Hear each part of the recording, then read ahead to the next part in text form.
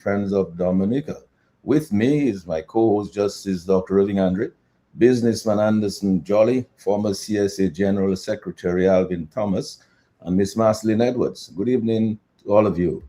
Tonight's discussion will be about where is CARICOM headed? What are its priorities as compared to the vision of the framers of the West Indies Federation? Will there ever be full Caribbean integration that allows the region to speak with one voice on issues like investments, on trade, security, diplomatic relations, etc.? And what has CARICOM actually accomplished? Does CARICOM represent regional unity or political theater? What are the implications for state sovereignty and Caribbean sovereignty in this new world order? And what is the role of the RSS? Why are some Caribbean leaders posturing on regional platforms for domestic political optics rather than substantive policy advancement?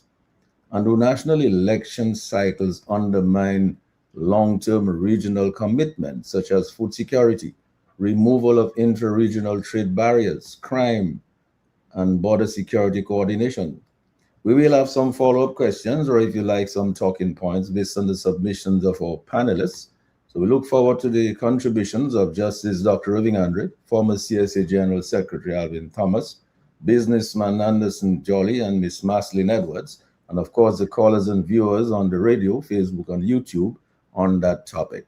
So as usual, we invite you, our Q family and friends of Dominica, to help us give our usual huge shout out and big thank you to our farmers, healthcare providers, our frontline workers, police and fire officers, teachers, doctors, nurses, and public and private sector patriots and friends of Dominica at home and abroad. We welcome each and every one of you, each and every Dominican and friend of Dominica to the Global View on Q.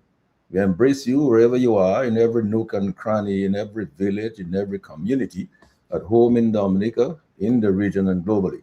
Thank you, Sherwin, for keeping us on the air. Thank you, Lambi, on the console, for directing the traffic. We will take your calls. As you know, the people's voice is always a priority on Q, on the Global View on Q. So call us anytime during the program. Lambi or Sherwin will signal us when you call. My co-host and guest panelists will expand and deliver on their own ideas on tonight's topic. As usual, each panelist will divide their contributions into five-minute presentations. We'll also have an opportunity to make a closing remark. So I go now to Justice Dr. Irving Andre for his first 5-minute opening comments on tonight's topic. Dr. Andre. I think your mic is muted.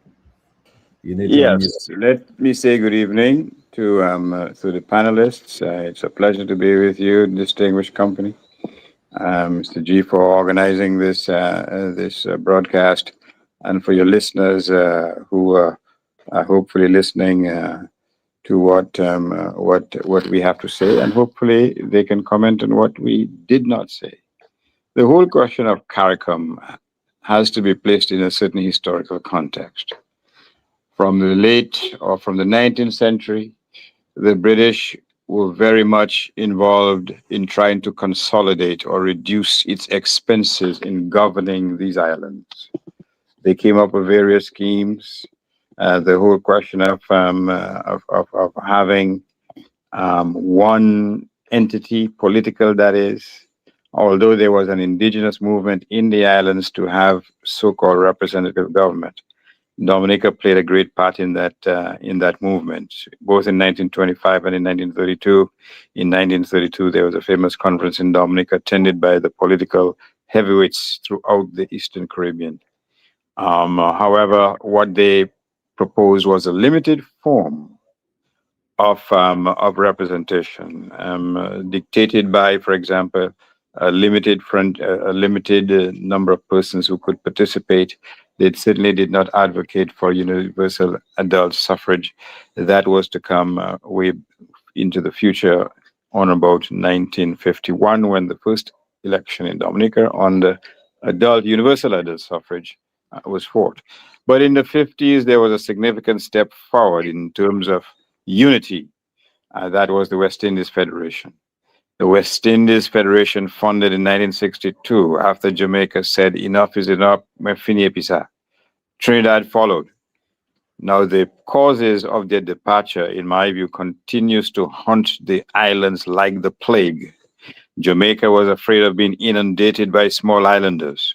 Trinidad was afraid of becoming the mecca for so-called small islanders, but not having the ability to sell its manufactured goods to the other islands in this federation. So from the start, as way back in the 1950s, you had these tensions, you had these collisions. In my view, those collisions have continued to this day. In the late 1960s, well, there was an attempt by the small islands to form a small federation without Jamaica and Trinidad. The initiative was called and dubbed the Little Eight. Suffice it to say, it funded. Then the whole question of self-government came up. We got that status in '67. And then the islands formed CARIFTA, which is an intended organization in which trade on generous terms would be fostered among members of CARIFTA. That gave way to CARICOM in the late 60s and early 1970s. Again, an organization designed to forge Caribbean unity. Where is that initiative as we speak? It is foundering on the rocks of despair. Because at least in the 60s and the 70s, you had messianic leaders, whether it's on the LeBlanc, whether it's in Eric Barrow, or whether it's Adams later, and others in some of the other islands, whether it's Compton in St. Lucia, who at least had an altruistic vision of a unity among these islands to overcome the colonial division or divide and rule. But despite that initiative, they were never able to fully achieve that result, which is to say, to have free movement of people, free movement of trade in the islands. You may recall recently that 4 of the West Indian islands, St. Lucia, Barbados, St. Vincent, Dominica, they came up with an agreement in which there would be free movement of peoples and labor between these islands. But the question is, what is the motivation, or what was the motivation of these leaders?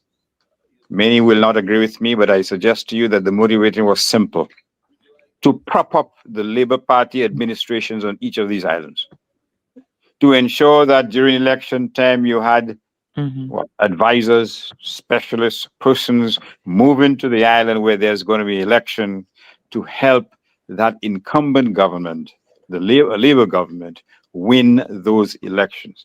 So from perhaps after the demise of Rosie, perhaps with the advent of this new administration in Dominica, what we have seen is an inexorable attempt to consolidate power and to ensure that a certain clique of persons, united by some vague labor principles, retain a stranglehold on the electorate by any means necessary. Now, no other persons know that as well as we right here in Dominica.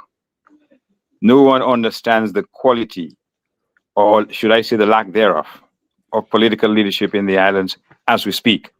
In fact, we have been the prime victim of that type of ruthlessness in political power. The whole question of interregional migration. It is not to enable poor people, children to go and get jobs in certain islands and to build up their families and to generate intergenerational wealth. It is to prop up certain regimes at any means necessary. Why do I say that? What do I mean? Salisbury, was it in 2019?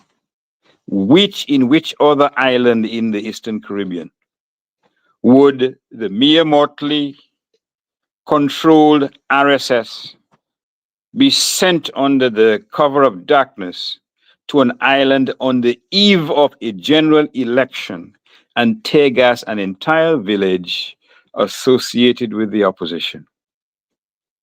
You tell me, one of the panelists, I invite you to contradict me. In which of the other islands would that happen? You think they could do that in Jamaica?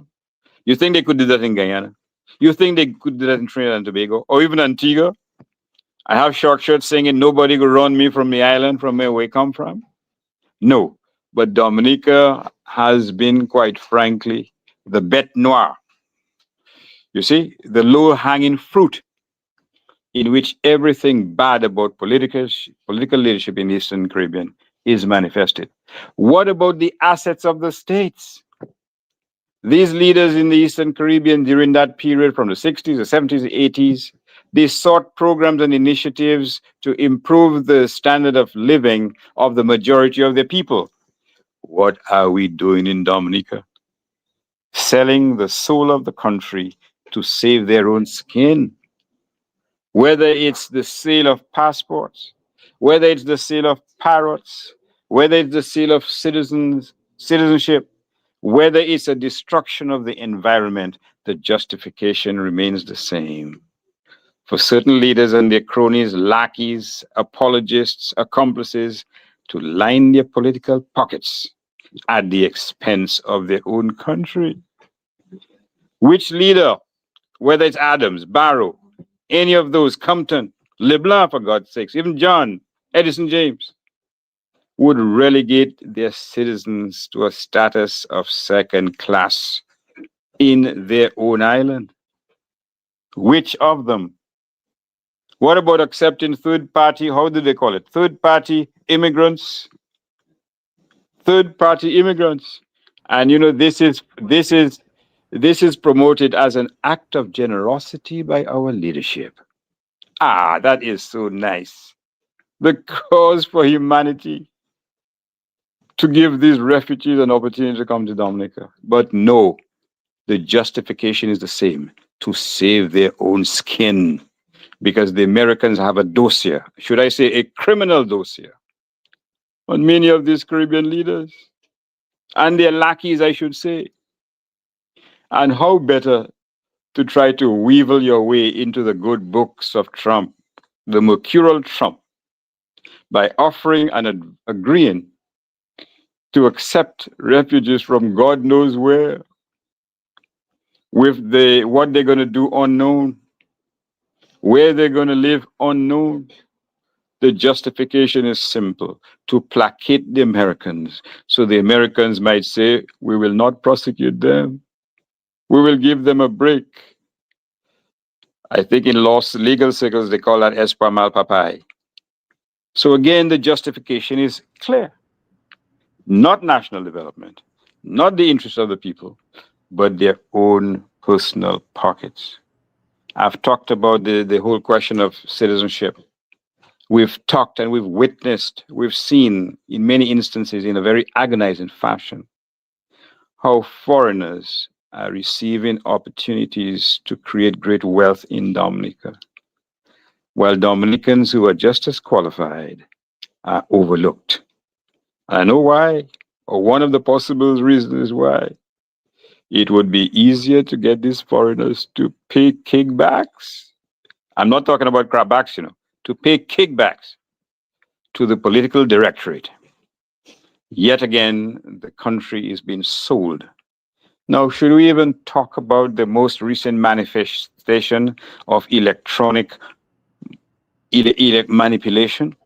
Should we even bother talk about this? Wait, maybe you can talk about that in your second 5 minutes. You're saying that maybe my mouth is tired, I should take a rest. I get the point. All right, thank you. Thanks a lot, Dr. Andre. Thank you so much for these opening remarks. Now, Alvin, you have been in the system for quite a while. You've known the in and outs of CARICOM. Your thoughts on what's going on? You need to unmute your mic. Yes, let me say thank you, Mr. G, and let me say a pleasant good evening to my fellow panelists. I'll start off with the rose in the room, Maslin Edwards. And it's a pleasure to see you, Maslin.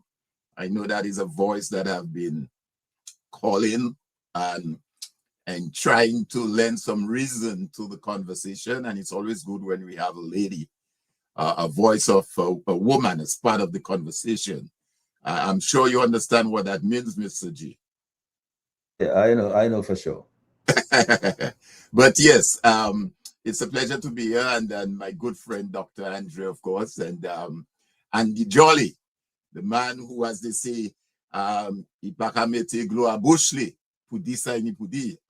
I'm not sure if he's really good at the Creole, but certainly he don't put water in his mouth to say what he got to say. But Mr. G, as we discuss this whole question of CARICOM, I want to kind of maybe sort of in some context, but a little just different to what Dr. Andre presented, and to state, first of all, what the average citizen in Dominica or the rest of the region in the Caribbean community, or CARICOM as we call it, what is their take on CARICOM? When they hear this word CARICOM, does it resonate with them, or is it just something above their head? And I mean, does it even matter? Because from the intellectual standpoint, the technical people, the technocrats, the government professionals might be able to well, more directly relate to it. But the average man on the street, you ask him the question, what of CARICOM? Do you know anything of CARICOM? Is that something that interests you? And I'm saying this to say, though, CARICOM is here by extension to provide for a good living standard for every citizen, for the citizens of Dominica and the citizens of the region. That is the premise, and that is why, in my view, it exists. So the average man or woman in Dominica or the rest of the region can, first of all, get a well-paying job. First of all, the economy is an economy that is succeeding, and they can get a well-paying job, and as a result, they can take care of their families. They could have a home, they could build a home, rent a home, have food on their table, put something aside for rainy days, and that, to my mind, is what I believe the intentions of CARICOM. Question remains now, is that being done? Are we seeing that? And I want to take us back a little, if you don't mind, Mr. G. And I want to reference what is called a Charter of Civil Society for the Caribbean Community. And that document was passed at one of CARICOM's meetings when CARICOM turned 24. That was back in 1997, to be precise. That was in February of 1997 at the Heads of Government meeting in Antigua. CARICOM adopted what was called a Charter of Civil Society for the Caribbean Community. And it's important that we recognize that document, because it's supposed to be a living document. And it's sort of dovetailing to what I'm talking about as to what a citizen expects out of CARICOM. And in the preamble of that document, in the introduction rather, it says there, in the words of the commission, and they were referring to the West Indian Commission, and I think Dr. Andre sort of alluded to that. It says, in the words of the commission, quote, "We attach much importance to this proposal of the Charter of Civil Society. CARICOM needs normative moorings. We have found widespread yearning for giving the community a qualitative character, values beyond the routine of integration arrangement themselves can be judged, and to which can be made to conform. The charter can become the soul of the community, which needs of a soul if it is to command the loyalty of the people of CARICOM." That's what the charter is saying, unquote. It goes on further to say, "The heads of government expressed similar sentiments in accepting the recommendation for the charter at a special session at Port-of-Spain, Trinidad and Tobago in October of 1992. Remember, that was 1992, and they only passed it in 1997. That's about, what, 7 years later. Convened to consider the report. The leaders declared in the Protocol of Port of Spain issued after the meeting, quote, that CARICOM Charter of Civil Society be developed as an important element of the community structure of unity to deal with matters such as free press, a fair and open democratic process, the effective functioning of the parliamentary system, morality in public affairs, respect for fundamental civil, political, and economic and social and cultural rights, the right of women and children, respect for religious diversity, and greater accountability and transparency in government. Unquote. I'm coming to the end, Mr. G. Just give me just let me just conclude in my 5 minutes. And that is contained in this document. But guess what? It went further. The document went further, and in its preamble to this document, in the preamble I'm going to now,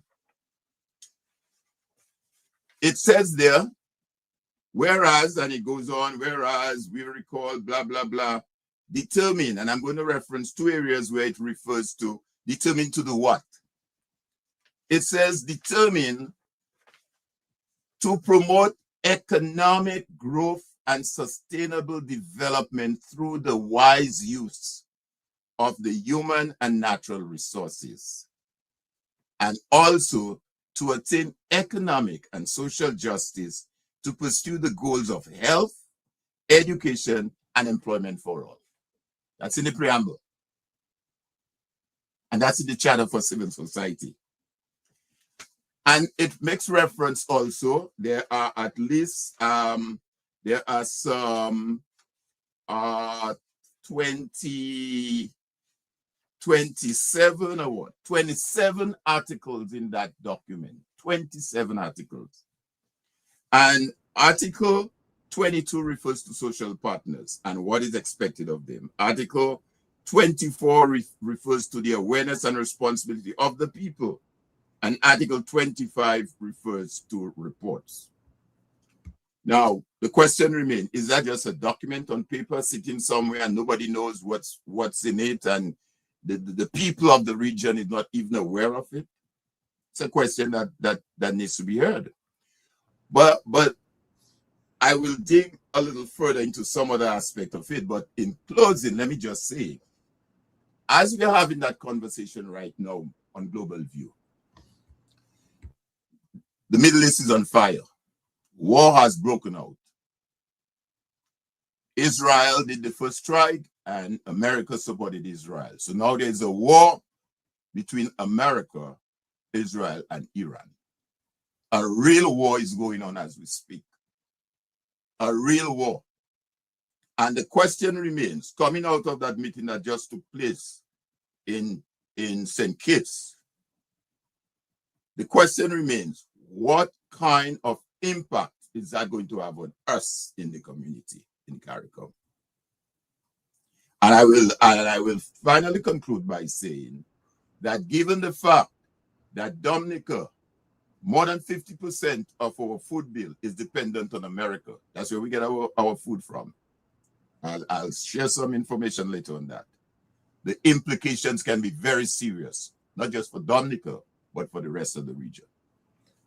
Very true, very true. Andy, you've witnessed what is going on in the region. You just saw the 50th anniversary meeting of the heads of government of CARICOM.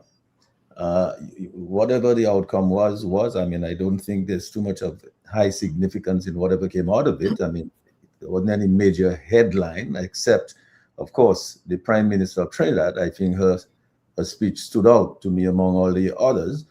You're very familiar with what is going on in the region. You've seen what has happened to the U.S. in Venezuela, and what the U.S. is talking to this, is discussing with some of the countries in the Caribbean, the areas of discussion of U.S. interest.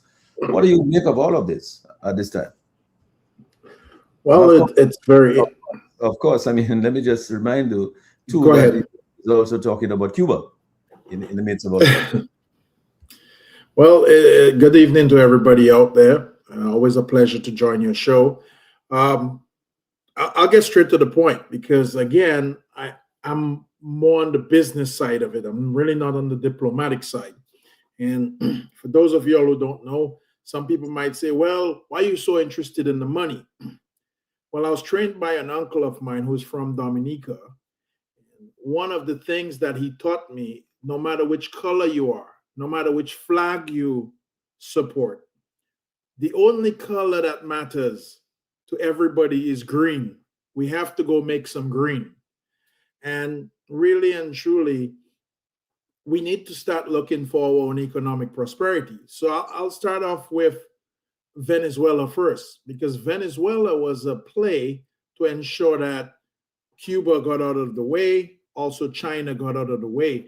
And if you've noticed, many of the discussions that would come from the political leaders of the world will tell you that Venezuela is probably better off today than it was previously under the dictatorship of Mr. Maduro. Cuba is going to be suffering horribly. And, I watched a little bit of the, I don't know what you would call it, CARICOM meeting, because it really wasn't a meeting. It was more like a social thing that everybody just got together, because there were not really any significant issues that were really discussed, if you ask me that. And I don't think, well, I would say discussed, but anything came out of it, because we have nothing really concrete that made any headlines. But one of the things that, we had our prime minister discuss was the fact that we in the Caribbean are choosing now to support Cuba and now to help Cuba, and we're going to do all these different things. Again, it's nice that we're making decisions as a community, but our problem and where we suffered really as CARICOM was we never made decisions as a community. And I'm a businessman here, and I can tell you one of our failings was that CARICOM was started on a very great premise. And Mr. Thomas just dictated to you exactly what that was supposed to be. It was supposed to be for better health, more regional security, increased prosperity, to really help our economic development as one people. And that has never materialized. The leaders of the Caribbean have always talked a good talk, but have been selfish all by themselves. And I'm going to tell you, in Dominica, the reason we are the way we are is because we have probably one of the most selfish prime ministers in all the Caribbean islands. I mean, you just put it out there. This is probably the highlight of the Caribbean, is our prime minister today. So what we are experiencing today is because we have literally decided to chart our own course, do our own thing, and really not follow the other Caribbean leaders. If you look at a lot of the other Caribbean islands, they've developed significantly more than us, simply because they've joined forces and they've taken the CARICOM issue as a holistic issue. CARICOM was supposed to mean that we're going to order all medications together and we're going to go out there and bid for the best prices. We were probably supposed to join together, and I don't know, if we order spaghetti from America or food from America, we were going to get the best price, so everybody in the Caribbean would have the best price. So if we offer something for sale, whether we make it in Grenada, we make it in Dominica or St. Lucia, we were going to market it to the wider region as us, one Caribbean, one CARICOM. And that never took off. Every man was for himself, and all the leaders really took their own country into their own hands. And it was one of the most selfish things put together. So, Mr. G, if you have to ask me, what does CARICOM stand for? I will tell you it's a failed enterprise, because it has never worked. Now, is it a good idea? I'm going to tell you, it is the only idea that can get us out of the mess that we're in today. And the only way it will work, and I see it working, is if we have to change leadership and get somebody who is dynamic in there, somebody that knows the way forward. But even though we get somebody like that, keep in mind, if we do not have everybody following the same script, I think it still won't work. But again, good idea. Our countries do not understand that we now have ideas that are going around the world, and pretty soon the ideas of America will be switched over to France. The ideas of America will be switched over to England. We all know that they're usually a little bit behind because they like to see how things work out. But those ideas are going to be switched to some of the bigger nations. And what we're going to find ourselves in, we're going to find ourselves in a position where we're all left alone on these little islands, God-given, beautiful islands with the most precious beaches in the world, but with nothing to support ourselves. So unless CARICOM doesn't come together and decide they're going to follow the script and they're going to get a dynamic leader, they're going to be able to negotiate with somebody, I don't think that will work. And in order for this to work, everybody has to fall in line. Nobody has to be left out. And I think that is the only way forward. Now, we've talked a little bit and see how things didn't work in the past. And Dr. Irvin Andre was so gracious to give us a little bit of history. But what a lot of people don't know is that our history is not a good history. Even today in the Caribbean, our political leaders are more fragmented than they've ever been. They do not agree on anything. Even today, we decided a few years ago, we're going to do electoral reform. Well, a good idea for electoral reform is say, hey, look at what Jamaica is doing. Look at what St. Lucia is doing. Look at what one of the other nations is doing. Why don't we just take the script and we put the script in place and everything should be fine? Not even that we can do. We have such selfish political leaders right now that guess what? Everybody wants their own.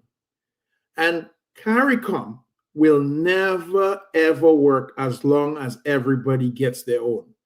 The people in Barbados who follow Mayor Motley want their own because they're looking after themselves. The people who are in St. Lucia decided they want their own. St. Vincent wants their own. Jamaica wants their own. Everybody wants their own. But CARICOM cannot exist on that. We are too small. And not only that, we also have to realize we have people now looking at us because we've done a few things that are disagreeable. We have to understand that these people are looking closely at allies versus, and I don't want to call it enemies, but really and truly, if you're not an ally, you're an enemy right now. I think that's the way it's going because look at what's happening over in the Middle East right now. And I think the last part that CARICOM is missing, CARICOM has not figured out a way to advance itself. It has not figured out a way to keep up with the times. There's been no advancement in CARICOM. It's been the same old garbage every year. It's the same old garbage meetings. We've not embraced technology. We've not embraced any advancement. We've not embraced factories. In a day and age like today, believe it or not, we have CARICOM leaders negotiating for themselves. And Ross University for us, the loss of Ross University was one of the biggest inter-fightings that you will ever see in CARICOM. Ross University should have left Dominica. But again, selfishness always shows up in the weirdest places. So I want to open with those remarks and put those out there. But it's good that we got a little history. And it's good that Mr. Thomas gave us a little bit of factual information as what it's supposed to be. And I'm here to tell you as a businessman, businesses and any development that has so-called come from CARICOM really never came from CARICOM. I don't think anybody on this panel can give me one solid thing that CARICOM did together that actually worked and is actually still working today.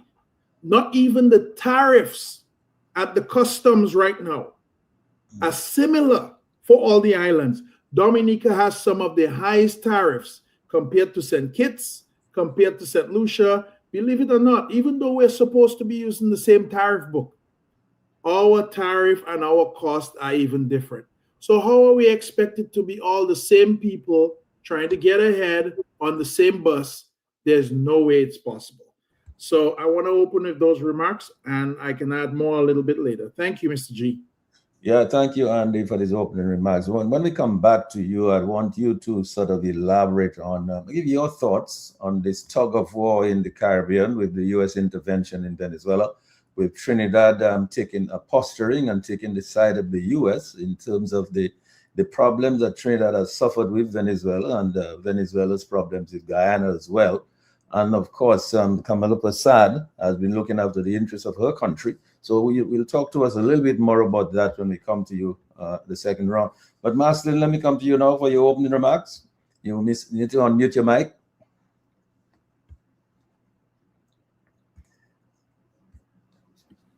Okay, here we go.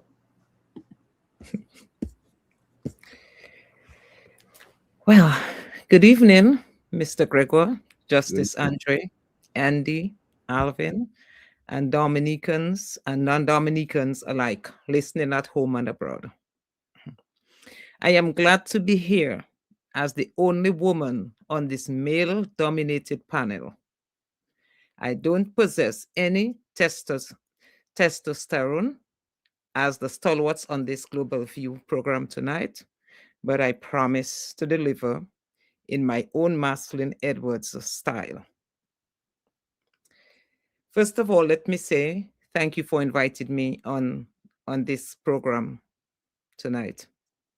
It is my wish, Mr. G, that you will continue to have a woman as part of the panel, as it is a step in the right direction for balance and a different perspective. As we know, women have played very important roles, and they still play today. And that stems from the biblical times, through slavery, through segregation, and leadership in the political arena. Bear in mind, it was a woman who decided not to give up her seat on that bus that ended segregation. We have a voice, and when we join in the collective, there is no mountain we cannot move. And there's a lot we can bring to the table as well, especially on issues affecting women, children, be it at home or at the workplace. Mr. Jolly, I want to extend my heartfelt empathy to you and the entire Jolly's pharmacy, as well as Dominicans at home and abroad who still use or who still believe in the Jolly's products. This has been an ingenious business that Dominicans grew up to love, and based on the great products that you all offer.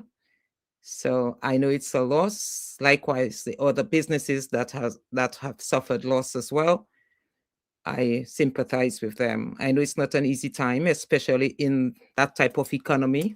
It's a dead economy where jobs are scarce, and families have a hard time, or they find it hard to provide for themselves, their children, and to meet their monthly obligations. But I pray for a speedy recovery of all those businesses. I know that those businesses will rise like the phoenix from the ashes, so they will grow bigger and better. Yes. Well, having said that, we have a specific topic on the table, and it is CARICOM. Today, we are in a political quagmire stemming from the Caribbean to South America, the Middle East, and worldwide. But what piques my interest tonight is our main topic of discussion, mainly CARICOM, an organization, I must say, that has lost its way from the ideals and principles of its formation signed under the Treaty of Chaguaramas on July 4th, 1973.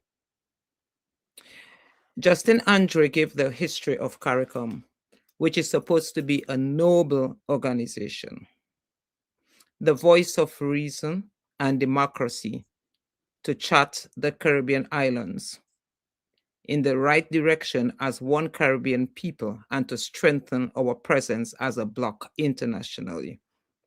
Since given the size of each Caribbean island and its population, we the people understand that unity is our strength. In marketing, in trade, in production, we all know that more can be accomplished as a unified body. Seemingly, CARICOM is used for all of the wrong reasons, which leaves much to be desired. The character of the leaders elected today does not put CARICOM in any positive light.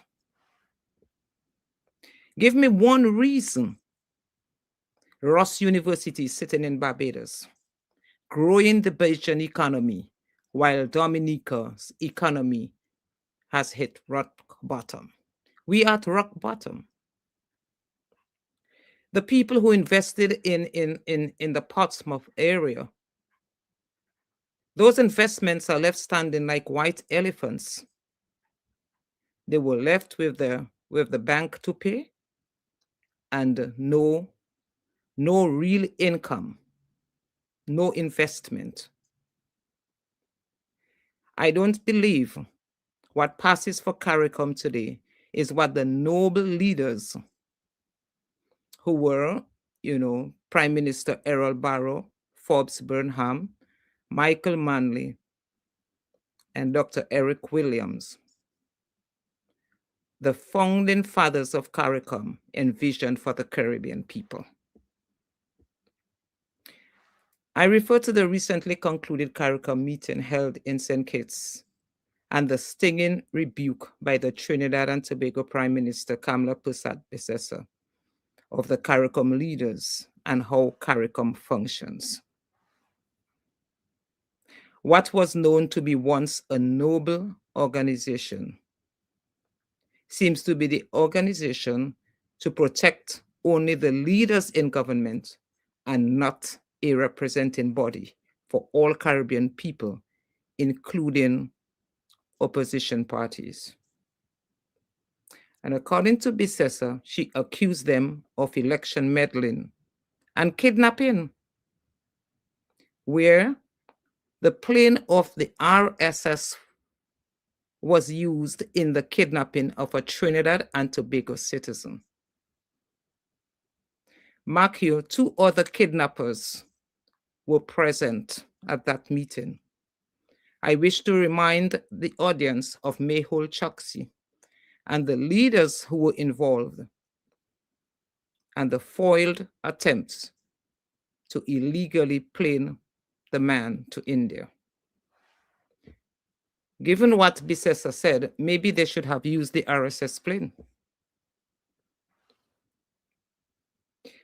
We heard of the same RSS that came to Dominica to tear gas the people of Marigot and Salisbury for standing up to protect the legitimate process of the general elections in Dominica from illegal voters who were brought in by the plane loads to sabotage the results of the elections.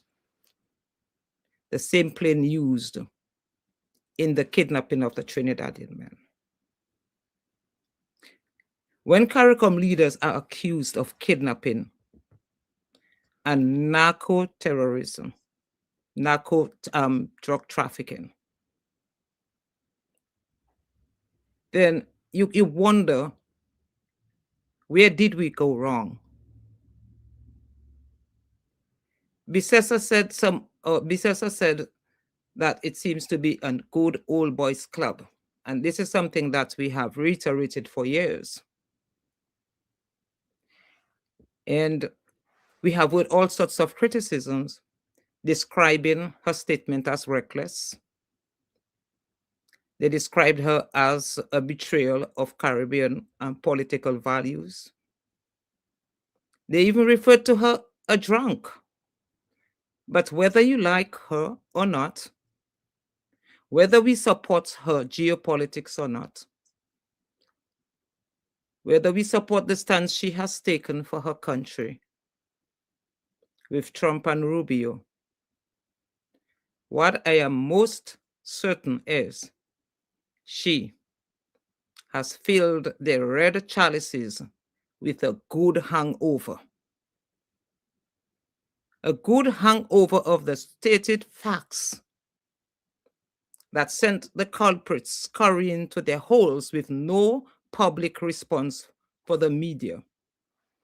Colloquially, it was said that they don't wash dirty linen in public. To me, that's not diplomacy or brilliance.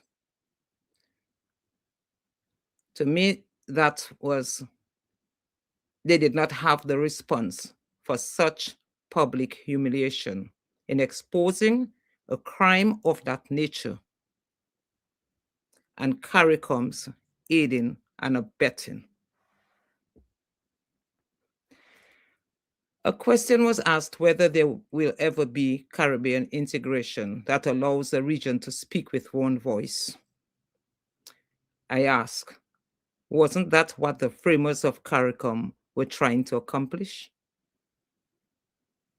For Christ's sake, CARICOM is about 53 years old. What are their accomplishments really? Besides using the RSS to tear gas people who are fighting to preserve their democracy. They say they are pro-dictatorship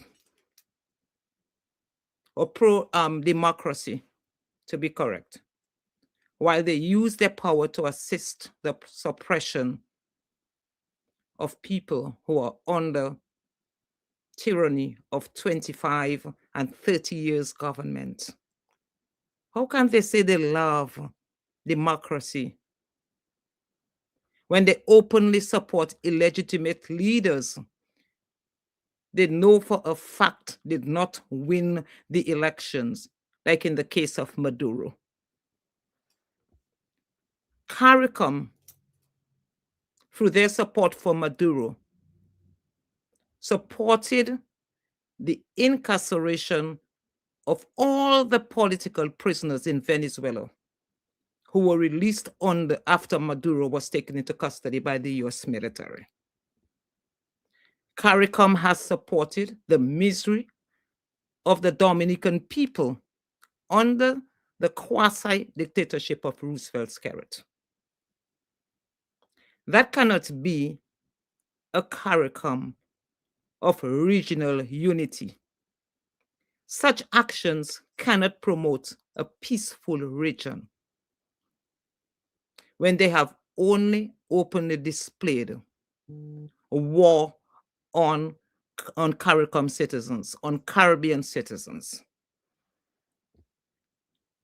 Even if I would want to respect CARICOM or to have a little regard for CARICOM, based on what they did to the Dominican people when they deployed the RSS on Dominicans, the people of Marigot and Salisbury, I have absolutely no respect and no regard for CARICOM. In my opinion, the advent of Kamala Bissessar being at CARICOM now, I see that woman as a representative in CARICOM and the world stage for every oppressed voice in opposition. I believe opposition should gravitate to, since she has been there herself. Yeah. Thank you. All right, Marceline. I mean, very well said. I mean, I'm sure you have a lot more to contribute to the conversation when you come back to the second round. But I want to go to Dr. Irving Andre. I don't know if Dr. Andre is with us. Dr. Andre, I want to, you see, Marceline raised the question there. will there ever be full Caribbean integration that allows the region to speak with one voice on issues like investments, like trade, like security, diplomatic relations? And the other question is, does CARICOM represent regional unity or political theater? So if, when you make your comments, could you try to address those two questions for me? I will start with the latter question. Does CARICOM represent regional unity or political theater? Let me indicate one of the critiques of Kamala Bissessar in her presentation during that last CARICOM meeting was that the heads of CARICOM, they only have use for their fellow heads of government. They have no use for the leaders of the opposition. But virtually every Caribbean constitution says one thing, that the opposition is also an integral part of the government. You remember a few years ago, if my memory serves me right, and some days I question my memory, Lennox Linton went to Guyana during one of these Caribbean CARICOM or Caribbean meetings, whatever it was. They treated him like an intruder. They treated him with the clear message, you don't belong here. So these folks are a bunch of hypocrites when they speak of democracy. They don't care about democracy. They care that their pals remain in power, from Motley to the one in St. Kitts to the one in Antigua with a nice mustache. That's all they care about, because they have their little deals on the side. That is the sad state of affairs that we face as we speak today. CARICOM has been bastardized. It has lost its meaning. It has lost its significance. It has established a hierarchy of islands, those regarded as the most powerful and those who are at the bottom of the scale. Marceline mentioned about Ross, also Mr. Jolly. We are supposed to be brothers and sisters. Dominica is one of the poorest of the islands. So if a rich brother sees a poor brother losing a pair of shoes, then what is the obligation of that richer brother? You are my brother, I'm going to help you find your shoe or retain your shoe. What did Mia Motley do? Give it to me, I'll take it. Mhm. And you remember what the head of Ross said? Dominica is not ready, because they made overtures to our leaders about remaining in Dominica. But some third or fourth level bureaucrat was sent to speak to the heads of Ross. That is the significance we placed on an institution that contributed upwards of 40% to Dominica's GDP. So we're not ready. And we're not ready because empowering the people of Dominica is not the primary justification of governance in Dominica. On the contrary, the poorer you are, the more dependent you are. And hence we have no bid contracts. Marceline, could you mute your mic, please? Go ahead, Dr. Andrew. And we have no bid contracts. We have the largest infrastructural development scheme in Dominica being done by foreign workers, with Dominican workers being given crumbs on the table. And they are fighting among themselves, many of these truckers, to get some of those crumbs. We have the landscape being ravaged and seduced and violated, with professional accomplices saying, there's nothing wrong with it, on the pretext that we're looking for stones with high densities. This is a cynical violation of the environmental laws of Dominica, and they're doing it with impunity. And guess what? The unkindest cut of all, et tu brute, it's Dominican leaders who were doing that to Dominicans, not some foreigners. It's Dominican leaders who are doing so. So the whole lofty ideals which Alvin set out so eloquently, they've gone down the drain. It's a dog eat dog. There's not even respect for the lowly worker, the baker, the farmer, the persons who clean the streets. Absolutely no consideration. And a metaphor of that disdain for people was on display last evening with the fire. And my sympathies to Mr. Jolly and his family. I shop there all the time, quite frankly. I'm not going to tell you what sickness ails me, but that's not the point. The reports, not just Mr. Jolly, I heard him on Matt yesterday, but other people. There was one viable working fire truck at the scene. The hoses they were using licked like my garden hose. And the night before, there was a concert.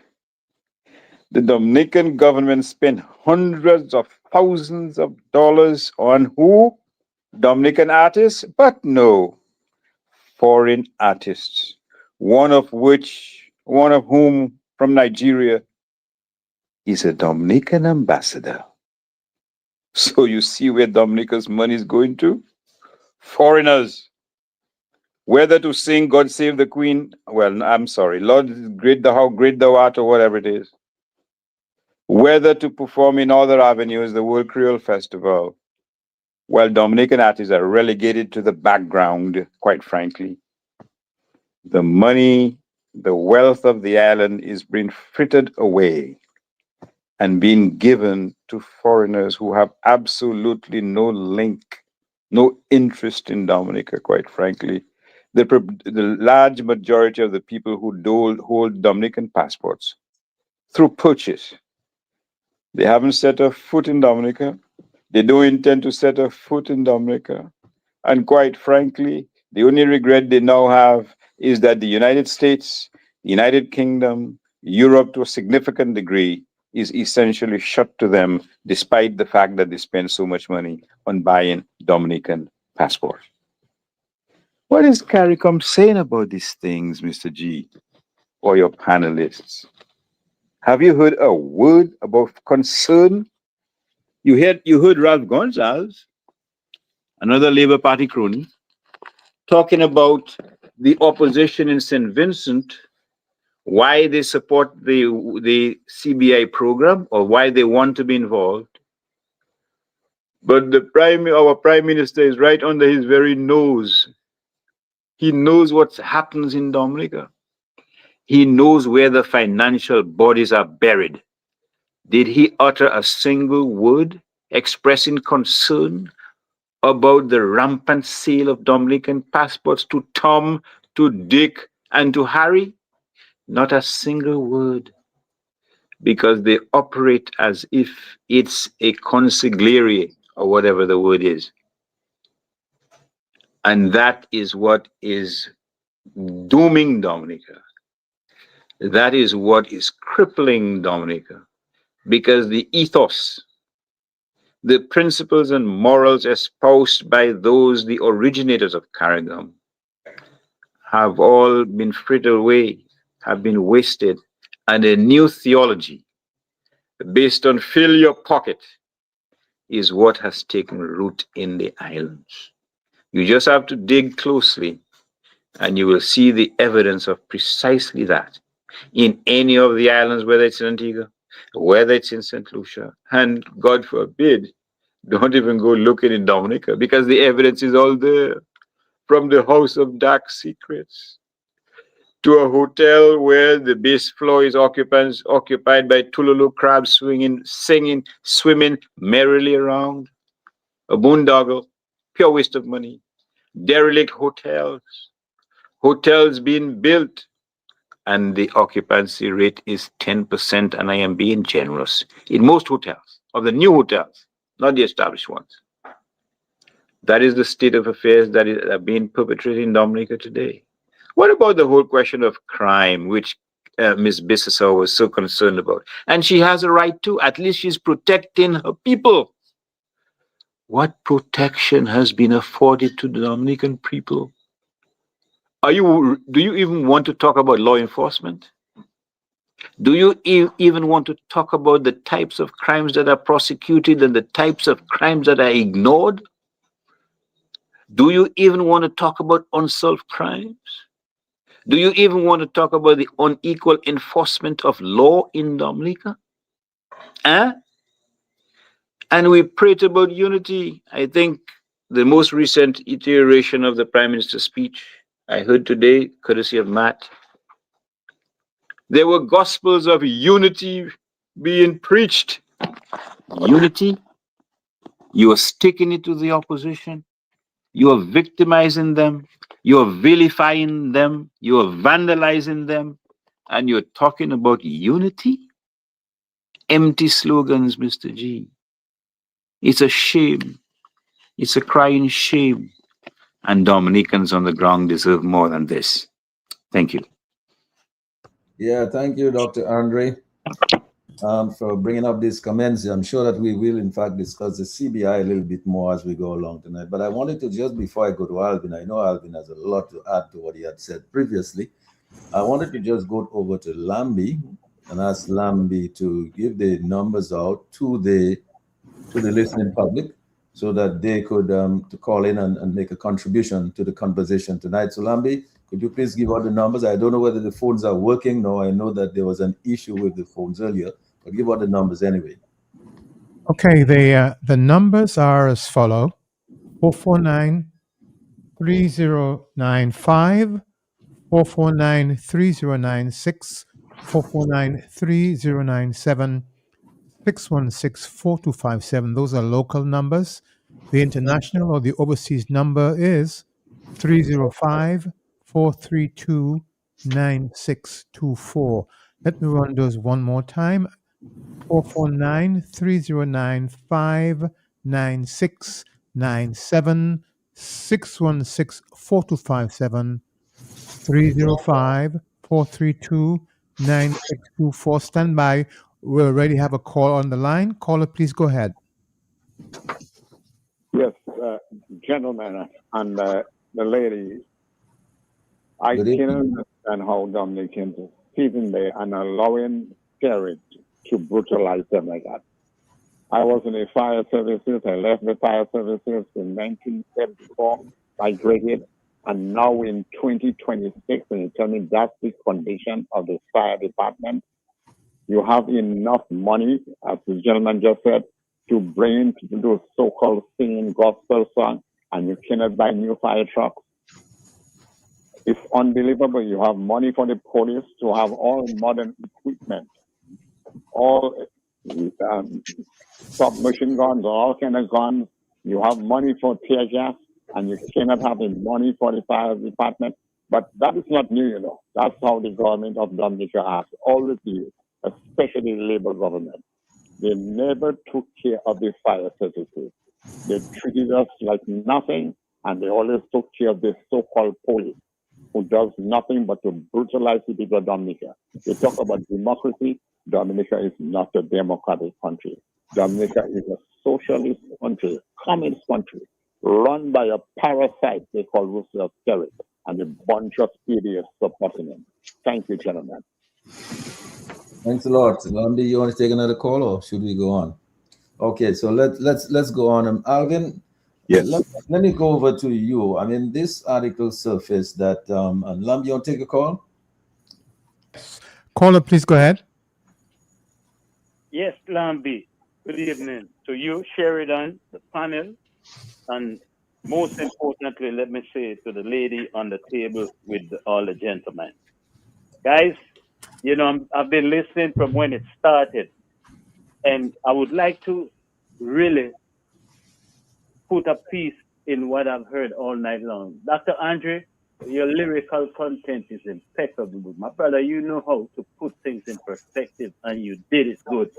Not saying any less than to anybody else on the panel, because everybody made very pertinent points on where CARICOM is. But I, as a living citizen of CARICOM, who have known the region for eons, I think CARICOM right now, as we speak, is non-existent.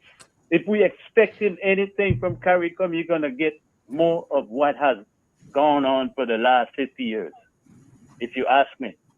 Unless you change governance and the citizens of the region get more involved in the politics.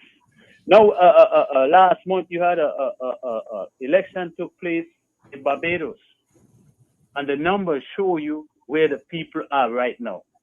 The people are disgusted with the region and its politics and the thievery of the leaders.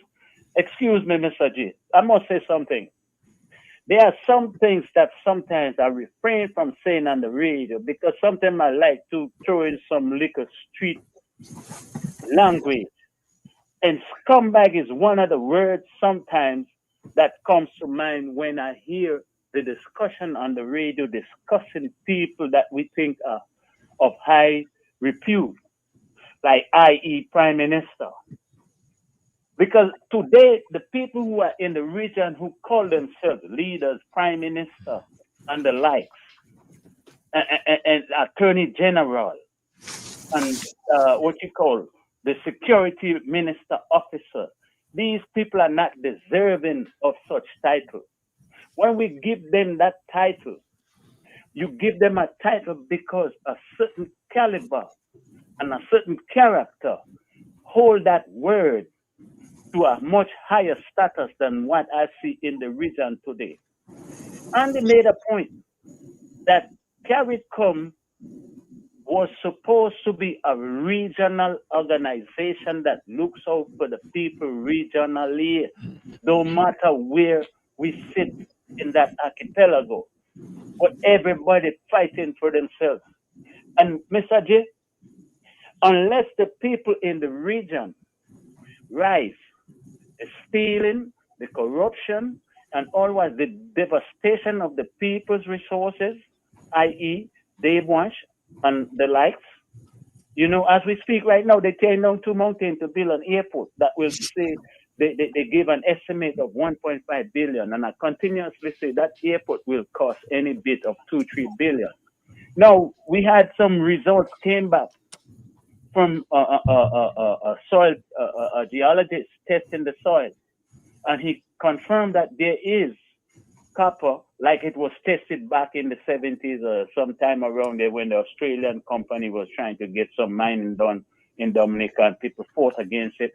And somebody mentioned earlier in the show before you, the people before had not the education that the people today has, but they stood up. They were much more involved and protective. The patriotic fervor in people then was much more than now, because right now, the selfishness of our people, i.e. the CEO versus they're voting their interests and taking care of their business. You know, I often listen to people on the radio and they go after Trump because what is Trump is doing. Trump has not lied to the American people. He told them what he was going to do, and he did it. He said that he didn't want people from scumbag nations to his country, and he's doing that. He's putting people out. No, we don't like it, but sometimes we must face the facts and look at the action and the reaction of our actions. Do you understand what I'm saying? The reaction is we have done nothing to build our nations in the region. We stole from our people. We did all kind of stuff. Mine under there's the issues, the same issue in Jamaica. They sold to some American mining company when the people fought against it. That really after a lot of endemic birds occupied. They did the same thing with one of the same developers doing in Dominica while they're ripping off the land in Grenada. So when you listen to the regional news, listen to the issues that's taking place in the region and in Dominica, we are not alone. It's regional. And it's done in a manner of disregard to the people, total disrespect, all the criminal acts, all the passport, all these things sold, and no one has no account of it, and nobody stands and says, today is the last of it, we're done. We can't take it no more. In Dearborn right now, they're destroying a river, they're tearing down a mountain, and the Kalinago people and the people of Marigot and these surrounding areas are going to be deprived of decent running water. They're going to be deprived of a place where they would go and swim and sometimes fish. And not only that, the long effects of this degradation, my brother, is going to destroy the marine life. It's going to destroy the ecosystem. It's going to affect other rivers, other water tributaries. The young people who did the study said it will affect about 5-6 tributaries that affects the Layu River Valley, the Dearborn area, and many other areas. And what we do, we sit around. I hear people make excuses for wrongdoing and thievery and this kind of stuff. And all around the region, you all discuss rust. We could go on and on. And these things are not taken up by the people. The people who are tasked to take care of that and enforce the laws are the ones breaking the laws and standing with people. My sister mentioned Choksi. We could go on and on. So basically, I see CARICOM as a dead thing. I said thanks to Miss Cesar for speaking out, because she was the only one with balls, to speak up. All them others with balls, real balls, sat and said nothing. The state of Dominica, someone asked the Prime Minister what he has to say. In the interest of his island, in the interest of the region, he had none to say.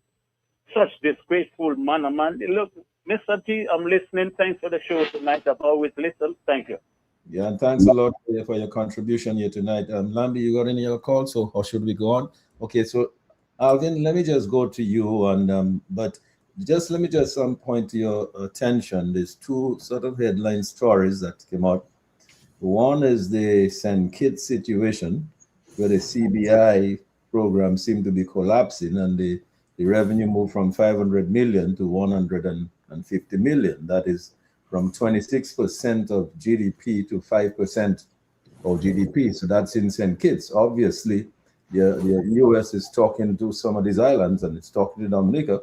And in fact, I believe today the Prime Minister came out with a statement saying that some agreement is going to be signed this week with the United States to take in deportees.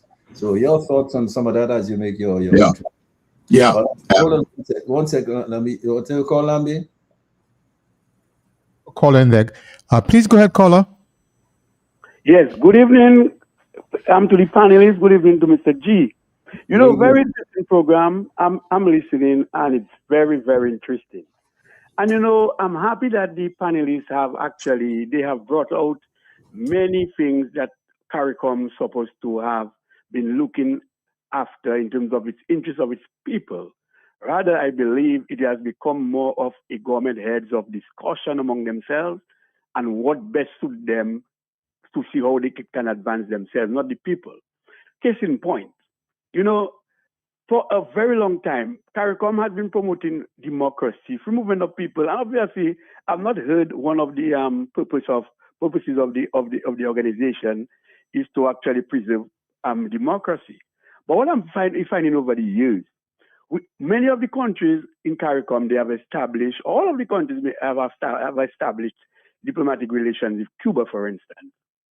But the only thing they do is to discuss with Cuba and see how much compete with each other to see how many scholarships they get for their people, and to see how much attention they get with respect to bringing some social healthcare issues like eye care. When last has CARICOM sat down as a grouping and told Cuba to its face, look, Cuba, we have been with you for many years, but we feel now as a government, you're supposed to free up the people of Cuba and strive towards going towards a democracy. Today, see the implication. They have been with Cuba, and look at the situation today. All of the efforts they have made, the big man just come in the room, elephant come in the room, Mr. US, and he says, look, you have to cut X, you have to cut Y, and they have to go with it. Look at Nicolas Maduro, for instance. Look at Venezuela. Nothing wrong. We have established diplomatic relations with Venezuela and most of the CARICOM countries. But some time ago, Maduro made it clear. He made it clear. that those perceived to be seen as interfering in Venezuela's business, internal affairs, they will run dry. I don't know if that means, though, the Petro-Carib nations, if they speak against Venezuela and they support maybe the US and other countries, adverse to their policies, that they will stop the oil from coming to their country because you have that privilege of the petrol. You can speak to your people, even if you have to look at it, even if I'm given food by any one of you there, I should be man enough to tell you all that the food is salty on occasionally. If you don't feel like giving me food again, no problem. But you cannot tell me in clear daylight, you have seen what they call an autocratic demonstration of governance in Venezuela, where that's happened in Cuba for a long time. And you as CARICOM sit down there. You associate, you affiliate, but you cannot tell Cuba and Venezuela it is time that they move towards a democracy. I mean, that is something else. And I'll make my last point. I will only make that point because I've said it before in some program before, that notwithstanding the US has been deporting persons who've committed crimes back to their respective countries, because not now, because we see that we're going to get first country citizens, that the US have been deporting people. Most times, even if you get citizenship, if you commit a crime in the country, once your time is over, then they send you back to your respective country. I've made it my business to say, look, I don't know what CARICOM sit at the head tables to do. They have never thought of putting some kind of institution for training and to be equipped for when these criminals, because you have a lot of Caribbean criminals as well, who, of course, the US send back to their country. How are you going to manage these people? If the US, well, in the US, you have good management of criminals in the institution. But CARICOM has never sat down to discuss that implication for the country. Look at today. We are going to get them en masse. We don't know who we are getting, in fact. And are we ready? What kind of institution is made now? Which country can receive the most amount? Which countries can really host these people? And even if it's service, like security the other countries would be giving, then they would have discussed it. But every country cannot have criminals all over. It's like if you have criminals now spreading in the Caribbean and not centralized in one place that they can manage, and that will pose a problem for the citizens of the Caribbean. And so I always believe that CARICOM has not been responsible. And it seems to me that all of what Alvin has said with respect to what their purposes are, it appears that they are for that. In fact, I could even call it antiquated because for so many years, they have not revisited putting on the table at least affiliating countries that hold up true democracy and freeing up of people. Because if you're talking about freeing up of people, you should be able to tell Cuba and Venezuela at the time, look, we are man enough, we are pro-democracy, and it's time that you pull up your socks. So I just wanted to make that point to tell you that these people are not interested in anything about development. Is what they can get. They can both, I get plenty scholarships. Medical scholarships there and there. I get this, I get that. No, it is not about that. It is about preservation and the true colors of who you are, and to preserve the integrity and interest of your people, so that at the end of the exercise, people can say, yes, CARICOM is doing something good. And my last point I will make, though, with what happened is that it's true we have the CARICOM bloc, but think of it. Trinidad is wise, Jamaica is wise, Guyana is wise, even Barbados. Most of the trade, all the juice you see coming in, all the other products, you see Colgate products on the shelf, or toothpaste products on the shelf, it either comes from Trinidad or Jamaica or somewhere else. What are the other Caribbean people doing? So they have not even been promoting trade among themselves, far less to actually stop thinking about just diplomatic relations and not strengthening trade with other big countries, like even China they are with right now. So it's just sad that we're in a state today where we are not self-sufficient, but yet we are talking about integration. Integration, we are not there yet. So gentlemen, that's a good topic. I think all the panelists, they are doing a very good job, and I want to commend you all for this topic tonight. It is something that needed for light to be shed on long ago. Thanks for the opportunity. Yeah, well, thank you very much for your contribution. Alvin, let's go to you now. I hope you can make your comments now without the telephone call interruption for a couple of minutes. So well, let's go.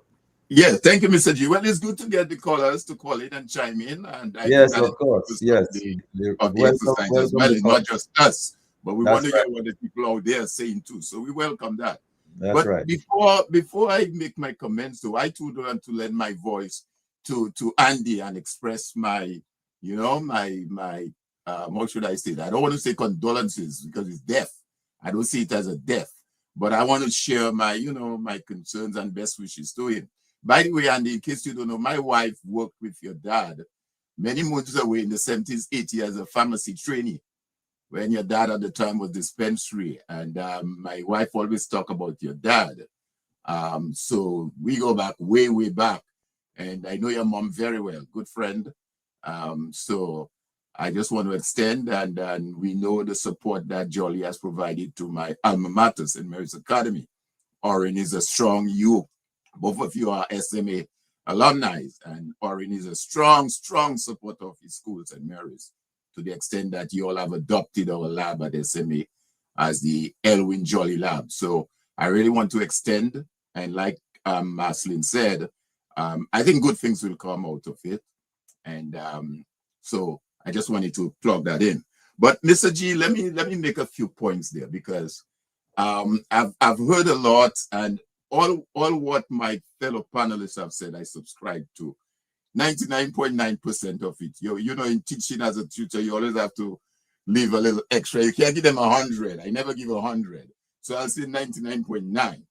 But this recent held CARICOM meeting was held under the theme, Beyond Words, Action Today for a Thriving, Sustainable CARICOM. That was the theme. Normally, when an organization has an event, they have a theme which drives how the discussion goes and what, you know, actions that need to be taken. So that was the theme, Beyond Words. But I too would like to make a very quick comment on the Trinidad Prime Minister's comment, and to sort of, I always go back and do my research, and I'm a kind of history buff as well.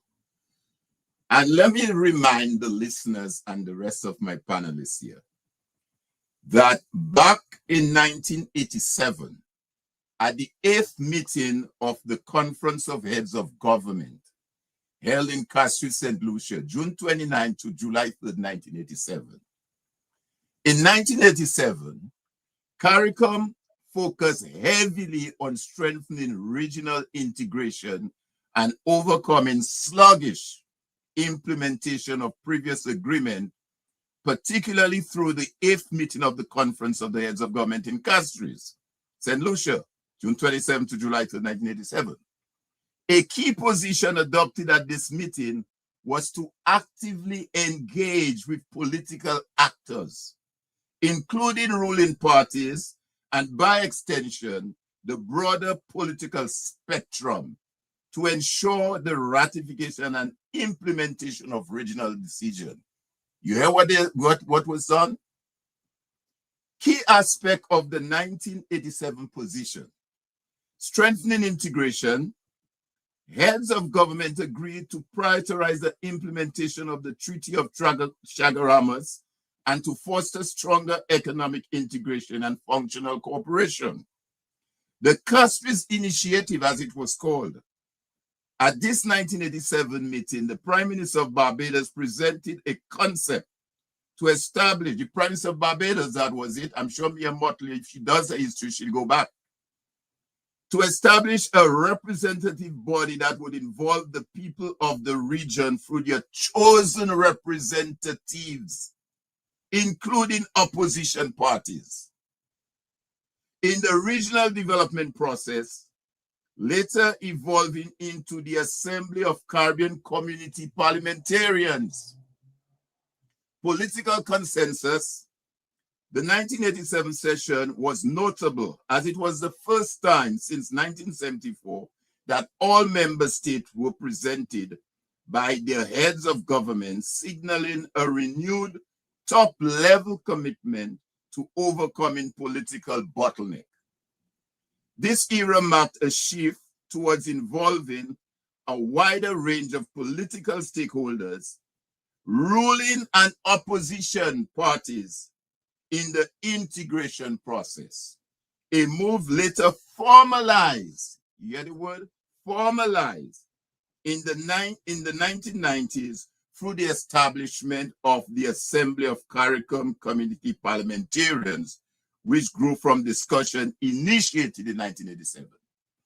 So clearly what the Prime Minister did and said at the recent meeting in St. Kitts is in keeping with a decision taken by CARICOM that political opposition parties should form part of implementation was taking place.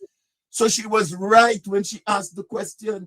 I wrote to CARICOM as leader of the opposition and nobody responded. And CARICOM had a duty to respond based on that 1987 declaration that was passed. That was well over 49 years ago. So, Mr. G, it is important. Let me also state, Mr. G, in CARICOM dues, the 2022 dues, which is what I was able to access. Trinidad and Tobago, out of the 15-member CARICOM state, was the high, paid the most dues to CARICOM, $4.799367 million.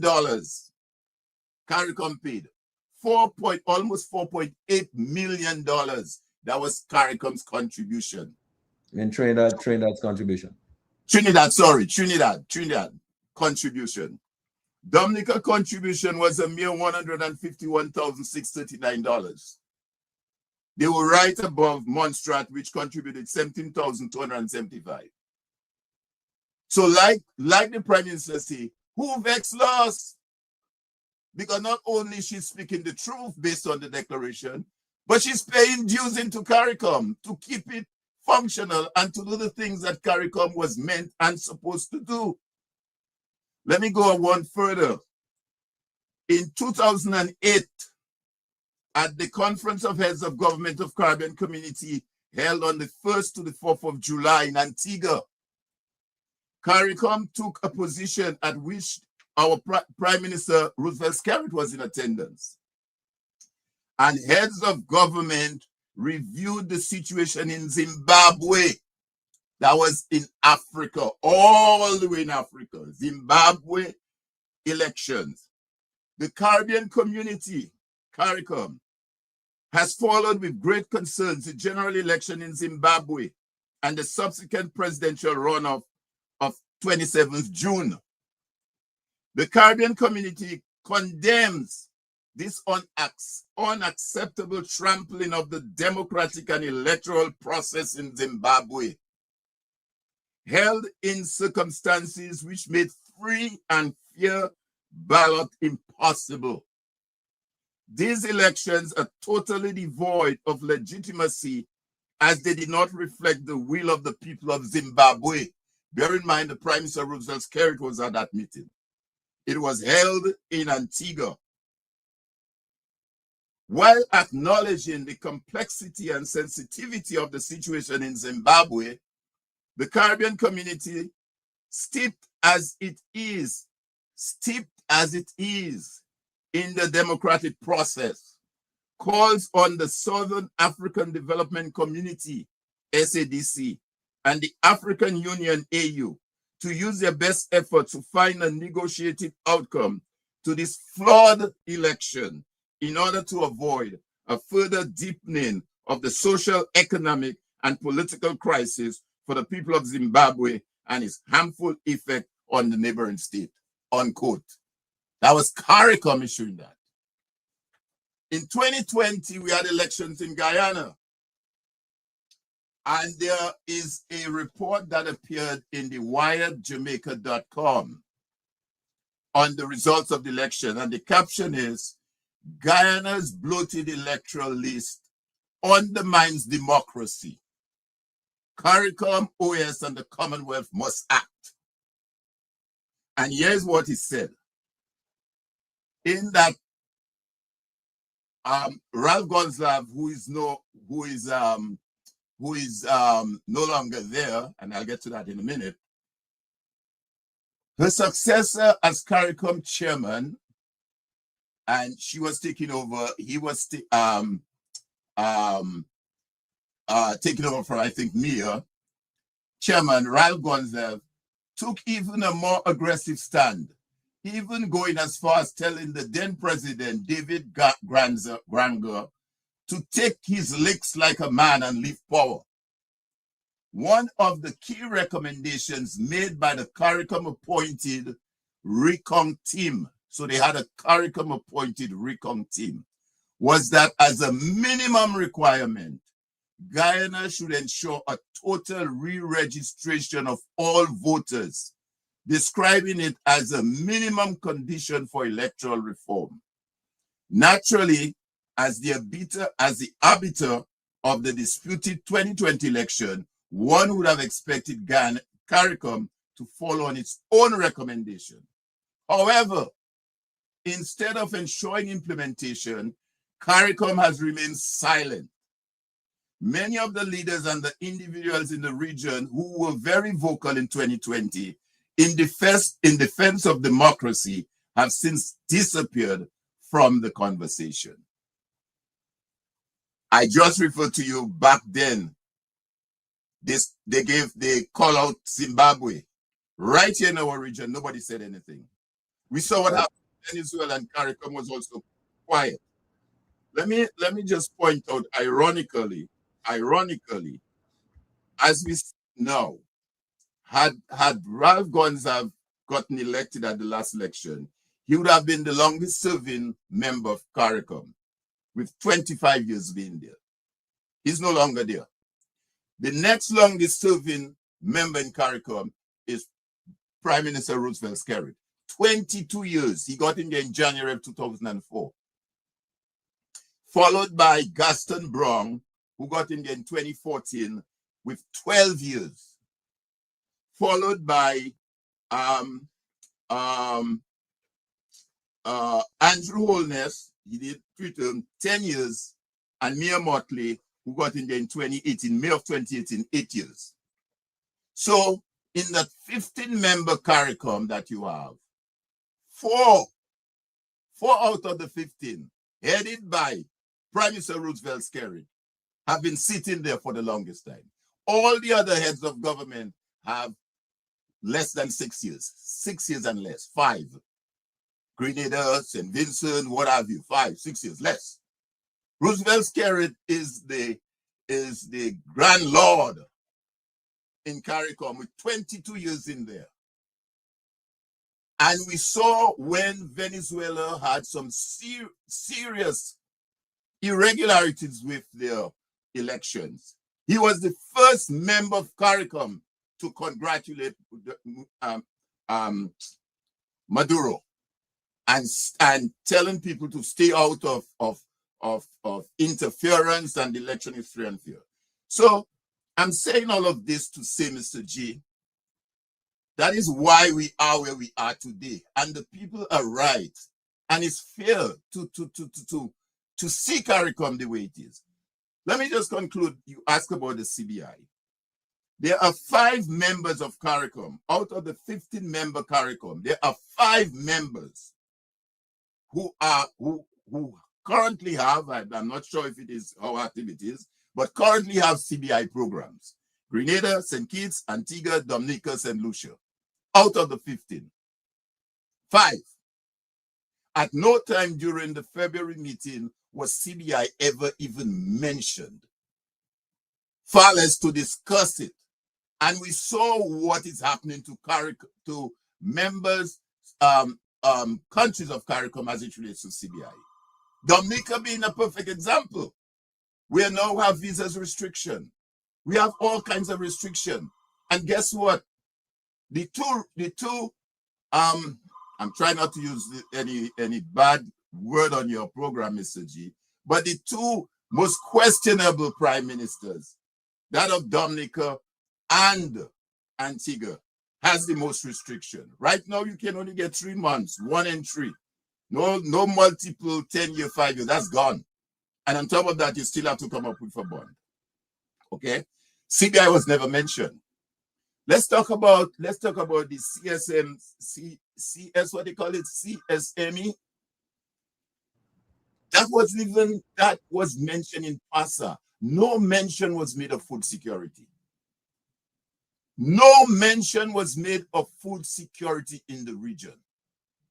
And the region imports well over $100+ billion spent in food. Dominica alone, in 24, I think, or 23, spent over $180 million in food imports, mainly from America. But no mention was made of food security. Neither in the outgoing chairman, which is Holness, or in the, what you call it, in the incoming, which is Dr. Terence Drew. So, I mean, it is just fair that citizens will have the mistrust and the concerns that they are expressing about CARICOM. In March of this month, March, they're supposed to have a meeting in Cameroon where they're to look at agriculture and foods and all that type of good stuff. Again, it just most likely will be a talk shop, because as I said in the February meeting, they didn't even discuss it. It's not mentioned nowhere. If you go through, Mr. G, and you read the entire remarks or presentation by Holness of Jamaica, that was not mentioned. If you go through Mr. Dr. Drew, Terence Drew, closing comments or his opening as the incoming chairman, no mention was made of food security. So we're in a very troubling time. And like I said in my earlier comment, when I made my opening remarks, we are likely to face the brunt of a war that is now taking place in the Middle East.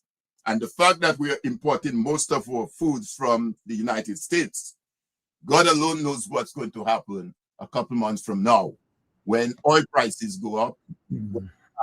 Boats cannot come in to dock and to deliver the goods. So I think we better start tying our waists and figure out what is the right approach to do. True.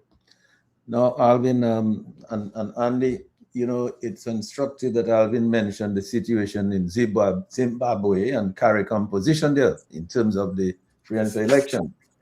And we saw in Dominica, Alvin mentioned Ralph Gonsalves. We noticed Ralph Gonsalves was on the platform of political party in Dominica during the campaign. We noticed Mia Motley was also as chairperson of CARICOM. She was also on the political platform of a campaign in Dominica.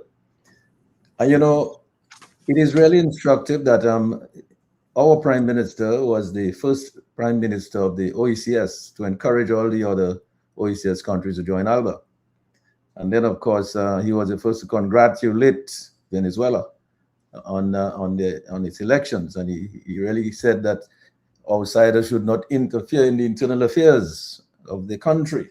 But look at where we are today, Andy, and look at where Trinidad is today vis-a-vis the situation the U.S. and Venezuela. Well, it's quite interesting. There was the, you know, I hate to. Well, Alvin, there's one thing that, well, I don't know if you said it was wrong, but I'm going to correct you on. You mentioned about the boys' club. Keep in mind that Mia Motley is in there, although she can be considered as one of the boys. I don't think we should group her in, but a lot of what he said is correct, because just look at who's in there and look at the success of it. I mean, you have Roosevelt Skerritt sitting in there right now as the longest, and Ralph Gonsalves, although he was an amazing speaker because he was actually a really cool guy. You know, again, similar effect again, that basically there's very, very little that got done simply because of a lot of the ideas in terms of corruption. But our leaders have never respected freedom before. And even in Dominica, and I am 100% Dominican, I am here to tell you that a lot of times people say, well, we should expect free and fair elections. And I'm here to tell you that I don't think we'll ever get free and fair elections, because our leaders who supposedly feel like democracy is a good thing, right? But here they are worshiping or paying attention to countries like Cuba, paying attention to countries like Venezuela. They're down there taking pictures with Maduro. They're down there accepting money from Maduro. We're accepting, if you want to call it, help from Cuba, scholarships from Cuba. But guess what? Oh yeah, we're a really democratic country. We really want to see democracy in our country. But guess what? Again, it goes back to what your grandmother told you all the time. You become what you are wrong. Birds of a feather flock together. So here it is that we can understand why up to today, I don't think we've ever gotten a fair election in Dominica since we've had the Labour Party government in power. So we have to understand what's going on. I'm going to go back to Trinidad of Kamala Prasad, and I think she's a brilliant woman. First of all, I'm going to tell you, she recognized that it was a boys' club. And she recognized that these people are probably in CARICOM not following the right script. And I'm going to put a disclaimer in there. I don't know how Roosevelt Skerrit became the leader of CARICOM at some point, because his track record shows that he was the worst leader of CARICOM. Not that there's a best one, but he was definitely the worst one. But Trinidad has postured themselves very well. And Trinidad has always been one of the smarter nations. And here we are today in CARICOM, believe it or not, seeing that the prosperity that is being generated by Trinidad, seeing that the prosperity that can be developed if we follow the script that Trinidad is following. And I'm going to tell you why I think there's prosperity to be had. In terms of the last CARICOM meeting, and I take a lot of things away, but here's the simple thing that mattered to me. If you know, Kamala Prasad was the only one who was standing next to Marco Rubio, taking a picture, got time to spend with him, was talking to him. I mean, if Marco Rubio had a friend in the room, she was it.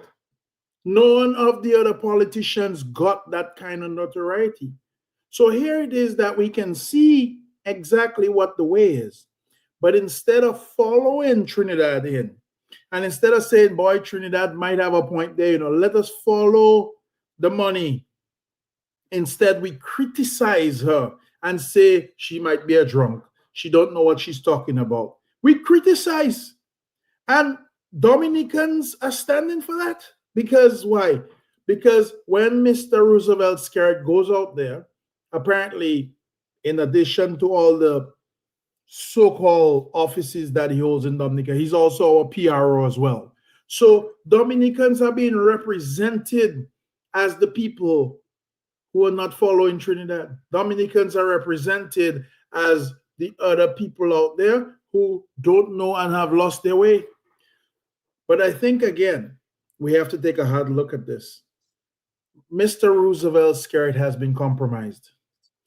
There's no way he can make a correct decision because his position is compromised. He cannot come back to the table and walk straight anymore. Venezuela is a very strategic move for the U.S. The U.S. now has a better stronghold on Venezuela. The U.S. is going to start changing around things in the Caribbean. And I'm going to tell you, the people who don't get in line with that change are definitely going to suffer. I'm going to tell you, President Trump, who I know, I've studied for a very long time, very serious individual. When this man tells you he's going to do something, he's going to do it. We need to start understanding that he means business. You asked me to talk a little bit on Venezuela versus Cuba. I think Cuba is going to be out of the race. Unless Cuba doesn't come up with a brand new government and start practicing some democracy, the communism or the act of communism or the idea of communism is going to go by the wayside.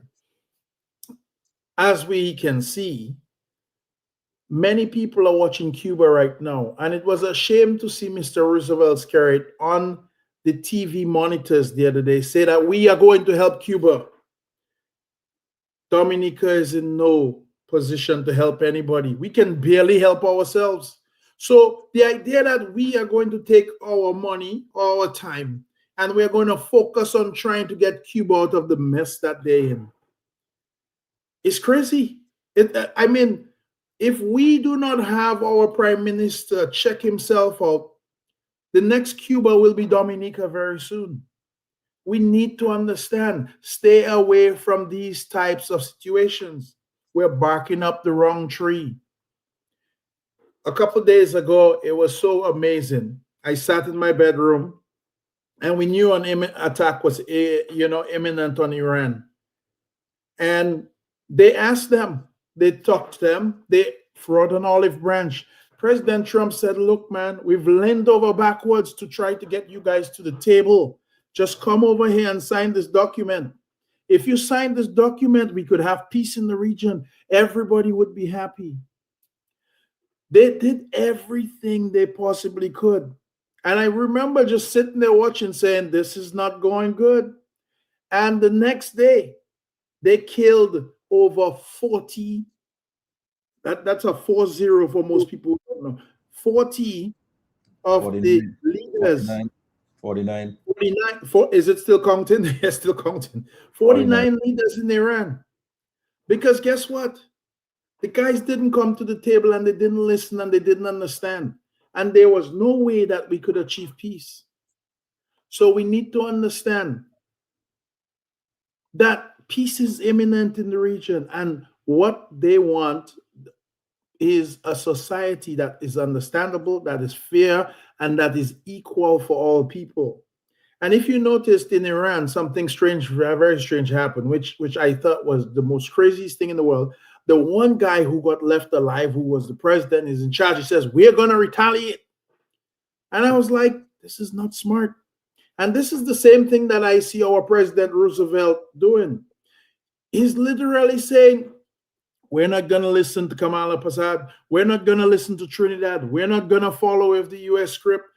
We're going to retaliate. And guess what's going to happen? The same thing that happened over there. So we have to understand the way that things are moving right now. We need to understand that we're in a society that is changing rapidly. We cannot stay as we are, or we cannot practice the same old things. Now, Mr. G, I'm going to spread some light on Dominica. Dominica doesn't have a very good history of change.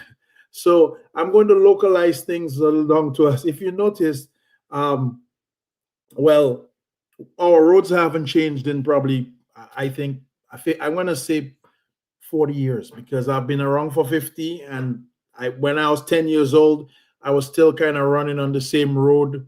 I remember the old market, and then we had the new market. And then when we got the new market, it was just been the new market, and I don't think there was a block change. They never passed a paintbrush on it.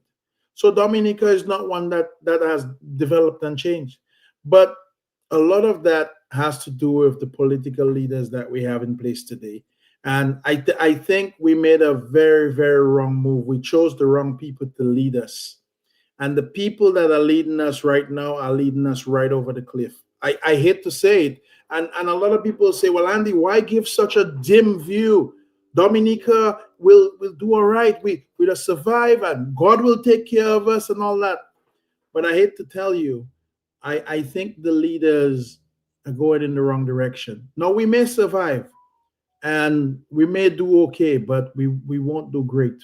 So I think Trinidad is posturing very well. I think Guyana has done a great job at making sure they posture very well. I think Venezuela is going to do good. The CARICOM has to get their act together. There's a lot of infighting, there's a lot of bickering, and there's a lot of mediocrity support for the Caribbean. If we do not get in line, I'm going to tell you pretty soon, we're going to lose ourselves, and we're going to lose the Caribbean, and it will be a shame to see that happen. But our leaders need to figure it out. And it is a shame. I'm going to tell you, it is a shame to be a Dominican. to see that we have Roosevelt Skerritt in there for 22 years, sitting there as a leader. And instead of leading the young people that are coming in down the right path, he's actually leading them the wrong path. But if you notice, not a lot of people are following them. And Mr. G brought up a very important point for people who don't know about the Send Kits CBI program. I don't know how many people follow the regional news very well. Those things don't get broadcast in Dominica, Mr. G. So if you're in Dominica, you'd never hear. In fact, mentioning the word CBI is almost, they're almost going to beep that out on the radio pretty soon because it's almost a curse word. But St. Kitts realized that there was a huge decline in the CBI program. And you know what's shocking? They actually recorded it as news and said, look, the decline in the CBI program is crazy. We have to do something about it. And they're doing something about it. You know what I would like to do? I'd like to give Mr. Roosevelt Skerritt a challenge tonight to come out on the radio or in his next press conference and tell us how the Dominica CBI program is doing. Because like he said, if not CBI, then what? Or everybody should get behind the CBI program. That's what builds our schools. That's what supports our NEP. That's what does this. And I think that's what builds his house. And that's what buys him a new Toyota Land Cruiser. And that's what got him the nice clothes that he wears in his closet and all the free travel that he gets. But guess what? I want somebody to ask Mr. Roosevelt Skerritt tomorrow, how well is our CBI program doing? Denise Charles comes out very often, Mr. G. I don't know if you've heard it. She's actually the queen of statistics for the team, for the Labour Party team. She often comes out and tells us, oh yeah, Carnival was up by 15%. The cruises are up by 20%. I would like to know what percentage the CBI program for Dominica is up, because I would like to really see that percentage. But I'm not going to say any more until I get those numbers. Thank you. Yeah, thanks a lot. But also you can say, Andy, that from the increase in the cruise, what is the visitor expenditure? And the visitor That's true, very true. And also, if you look at the St. Kitts situation, where the revenue from CBI moved from 500 million to 150 million, I believe Dominica's situation is worse. And then, of course, when you look at what the US and the EU have done, the UK and so on have done with us in terms of visas, we're down to 3 months, one visitation in 3 months. Basically, I mean, all because of our bad behavior and a lack of due diligence in supervising this thing. So, Marceline, I mean, your thoughts on the rest of this? Unmute your mic.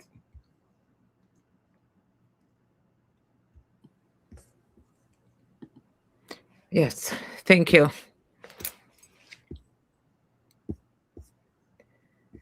According to Mr. Johnson Boston today, he said CARICOM has become an organization of expensive suits, and they just go to those meetings for the good time and the food, and they bring back nothing to their respective countries.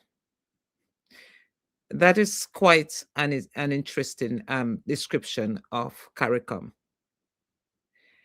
And, you know, we have to agree, because when we listened to our Prime Minister, when he was asked about his country's position, he refused to speak. He's actually said nothing. It was just quite embarrassing. Even the leader of St. Lucia, to the Prime Minister of St. Lucia, I could not believe that this man gave such a response. Actually, I don't see them being prepared on CARICOM level to speak about any of the issues CARICOM wise. The man behaved like he was on some political campaign about St. Lucia. And those two, I just said, these people aren't ready for anything. Just like CARICOM is not ready for any serious talk about unity and zone of peace and the rights of Caribbean people. They're not ready for that, because if they were serious about that, they would have set up a committee, a small committee within themselves, to address the issues and complaints of the opposition and the supporters in minority. If they truly believed in democracy, they would not be calling snap elections all the time. They all are guilty of those snap elections. And the purpose of the snap elections is to decimate the unprepared opposition parties. Dominica did not have a leader of opposition for almost 2 years. What did CARICOM do in that regard? They supported it, yet they talk about democracy. A pro-democracy CARICOM will not assist a government to remain in office for 25 and 30 years. They will not do that. They will not leave their country and show up in other Caribbeans political platforms to campaign for the incumbent, then talk about sovereign rights when they habitually violate the rights of Caribbean citizens on their own soil. Ralph Gonsalves came to Dominica and told Dominicans that Roosevelt's carrot was the best leader for Dominica. I saw that plastered on the newspapers when I went into the Old Jolly's pharmacy. Those newspapers were on the countertop everywhere.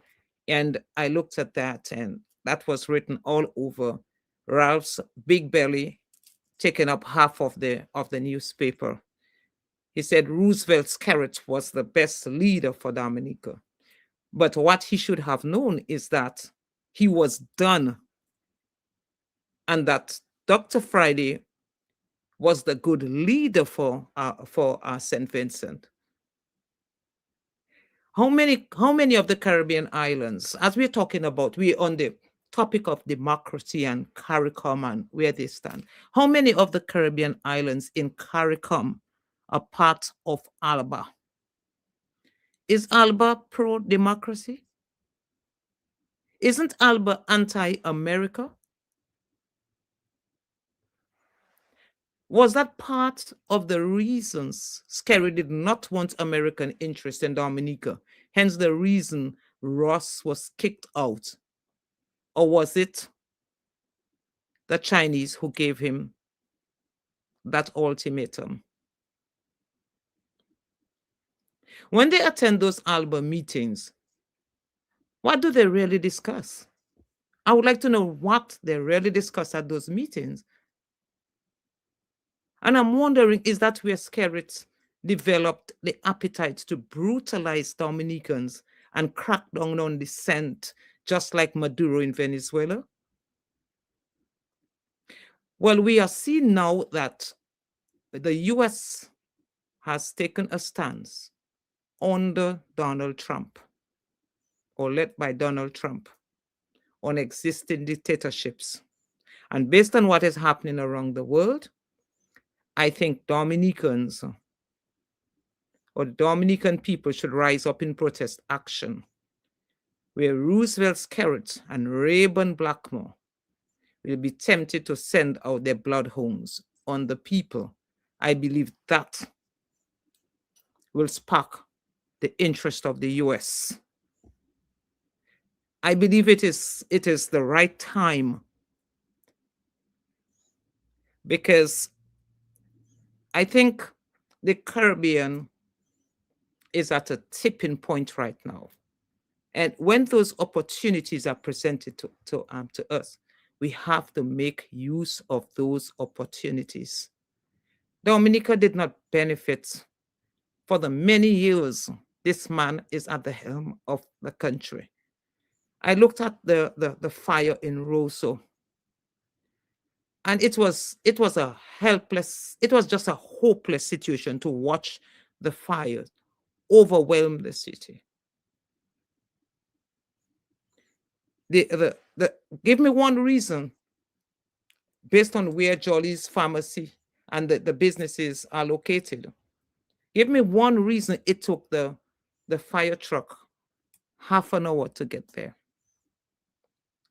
We heard of a new city. We heard that the funds were there. They had gotten the loan. At one time, we heard it was a grant, and they were going to fix Roseau. They were going to make Roseau the envy of the Caribbean. What happened to that? We had enough funds, or enough. This government is rich enough, because when you look at the Mako mansions, they have more than one. Some have two, some have three. They have the most expensive vehicles, yet we have no emergency lanes. Roseau is just in a mess. You have no emergency lanes for emergency vehicles. And as a result, when there's an accident or the fire like we just saw happened, then it is chaos. There's no sprinkling system. There's nothing. I mean, when we talk about, tourism, we talk about, the percentages that, so many people coming into Dominica. But if there's an accident, how? What are we going to do? We have a hospital that is not equipped. It is not, a health center here in the US is much more functional and much more equipped than the main hospital in Dominica.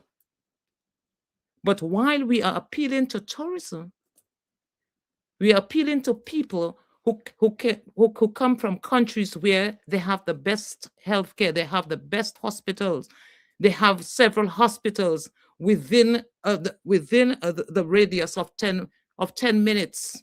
You have several hospitals you can go to. We don't even have we don't have a hospital in Dominica that functions as a well-equipped health center. And that is a problem when we see Dominicans dying for the least of reasons. The way emergencies are handled, they don't have proper equipped ambulances. You take a patient. The other day I heard Dr. Fontaine describe how a patient was taken in the back of an empty ambulance, just a shell, like when you're transporting animals, injured animals, to a veterinary clinic somewhere. There's no oxygen. There's nothing you just put the person, the patient, the injured person in the shell of a vehicle and take them to. Of course, the person will die because we are not prepared for any form of emergencies. And this is the genocide that happens in Dominica, where people die for no reason at all. All of those things could be avoided. But how do we get that? How do we get rid of that situation, that cancer in Dominica? We must remove that government. We must remove that government. And it's time that the people rise up. It's time. Look at what happened in Iran. The people were fed up. They rose up. Yes, many of them got killed, but look at what is happening today. Iran is due. It is on the way for a new regime, a new government. We don't know what type of government they are going to get, but I know the old one is gone. So I think it is time for us to rise up as a people, because it is our rights. We cannot have a government that whenever the people decide to go out on the street to protest, then your rights are being trampled on, like you have no rights. It is the right of the people. The people can protest. That is the only avenue they have when a government is not listening. And hopefully there can be some changes much sooner than later. Thank you, Marceline. Thank you so much for that. I mean, this we're running out of time now. So, Dr. Andre, you, if you're with us, show your face. I don't. All right. So, Dr. Andre is with us. We don't see your video on yet, but your final thoughts on this? Yes. Again, there's a dysfunctional aspect of the whole CARICOM phenomenon. But what is even more problematic is that there is what can just be described or summarized as a lack of good governance and a lack of any adherence to democratic values in Dominica. But what is more damning insofar as CARICOM is concerned is that our CARICOM so-called brothers and sisters have not paid any attention to the deterioration of democratic values in Dominica. They have not expressed any concerns. They have not tried to right that ship. Indeed, while many are vociferously condemning the United States, they are acting or they are mimicking the attitude of a former US president insofar as the Dominican Republic is concerned when it had its baby, its dictator. And that president is reported to have said, he may be an SOB, but he is our SOB. And that appears to be the attitude of some of these so-called Caribbean leaders who like to pontificate in bodies such as the United Nations, who appear to be holier than thou, who appear to be able to walk on water with their righteousness and their rectitude. But when you look closer, you realize that it is an unbridled individualism and selfishness that reigns supreme in the region. And unless we accept that unfortunate and that inconvenient truth, then quite frankly, we become aiders and abettors to what's happening in so many islands, most particularly to the nature island of the Caribbean. Soon it no longer will be the nature island of the Caribbean, because some of the minions of the political hierarchy are saying we will flatten that mountain to look for rocks. What they're looking for is copper. So there is no pretext, there's no pretense, there's no attempt to hide, there's no attempt to conceal the naked rapacity of governance in Dominica, the ugly face of it. It's in your face, whether it's the House of Dark Secrets, whether it's a hotel that is slowly sinking into the ground, whether it's empty shells of hotels which were being built, but which now dot the landscape, quite frankly, which make a mockery of the so-called nature island. There's no attempt at preserving the environment, no attempt to clean up the environment. Every nook and cranny, derelict buildings lie unattended, hotels for Zebgwa, and no one gives a damn. So, the prognosis is clear. There's only one way to resuscitate the island, and that is to say, to effect a democratic change in leadership and to give the island a fighting chance to survive and to succeed. And that is my last word. Thank you. Well, I'll come back to you for your closing remarks, but if you say so. Well, I do say so. But I want to make a quick round of closing remarks from our panelists. Let me go to you, Alvin, for your brief closing remarks. Yes, thank you. Thank you, Mr. G. Let me again say thank you and to the rest of my panel for this evening discussion. I know we've just touched the surface, the tip of the iceberg. There's so much more that needs to be said as it relates to CARICOM's role. But just to say very quickly, though, as it relates to Venezuela, and to reference again two areas. At the 20th year of ALBA, which was, I think they had that celebration December 16, 2024, when they celebrated 20 years. Here's what Maduro said then. Nicolas Maduro said, quote, "We must win the battle of life and truth in the streets, networks, media, and walls, as well as in the conscience and spirituality of the people." You hear that word? Spirituality of the people. Do you hear that word? Unquote. Well, Do you hear me, Mr. G? we just had a gospel festival. We must win the battle of life and truth in the streets, network, media, and walls, as well as in the conscience and spirituality of the people, unquote.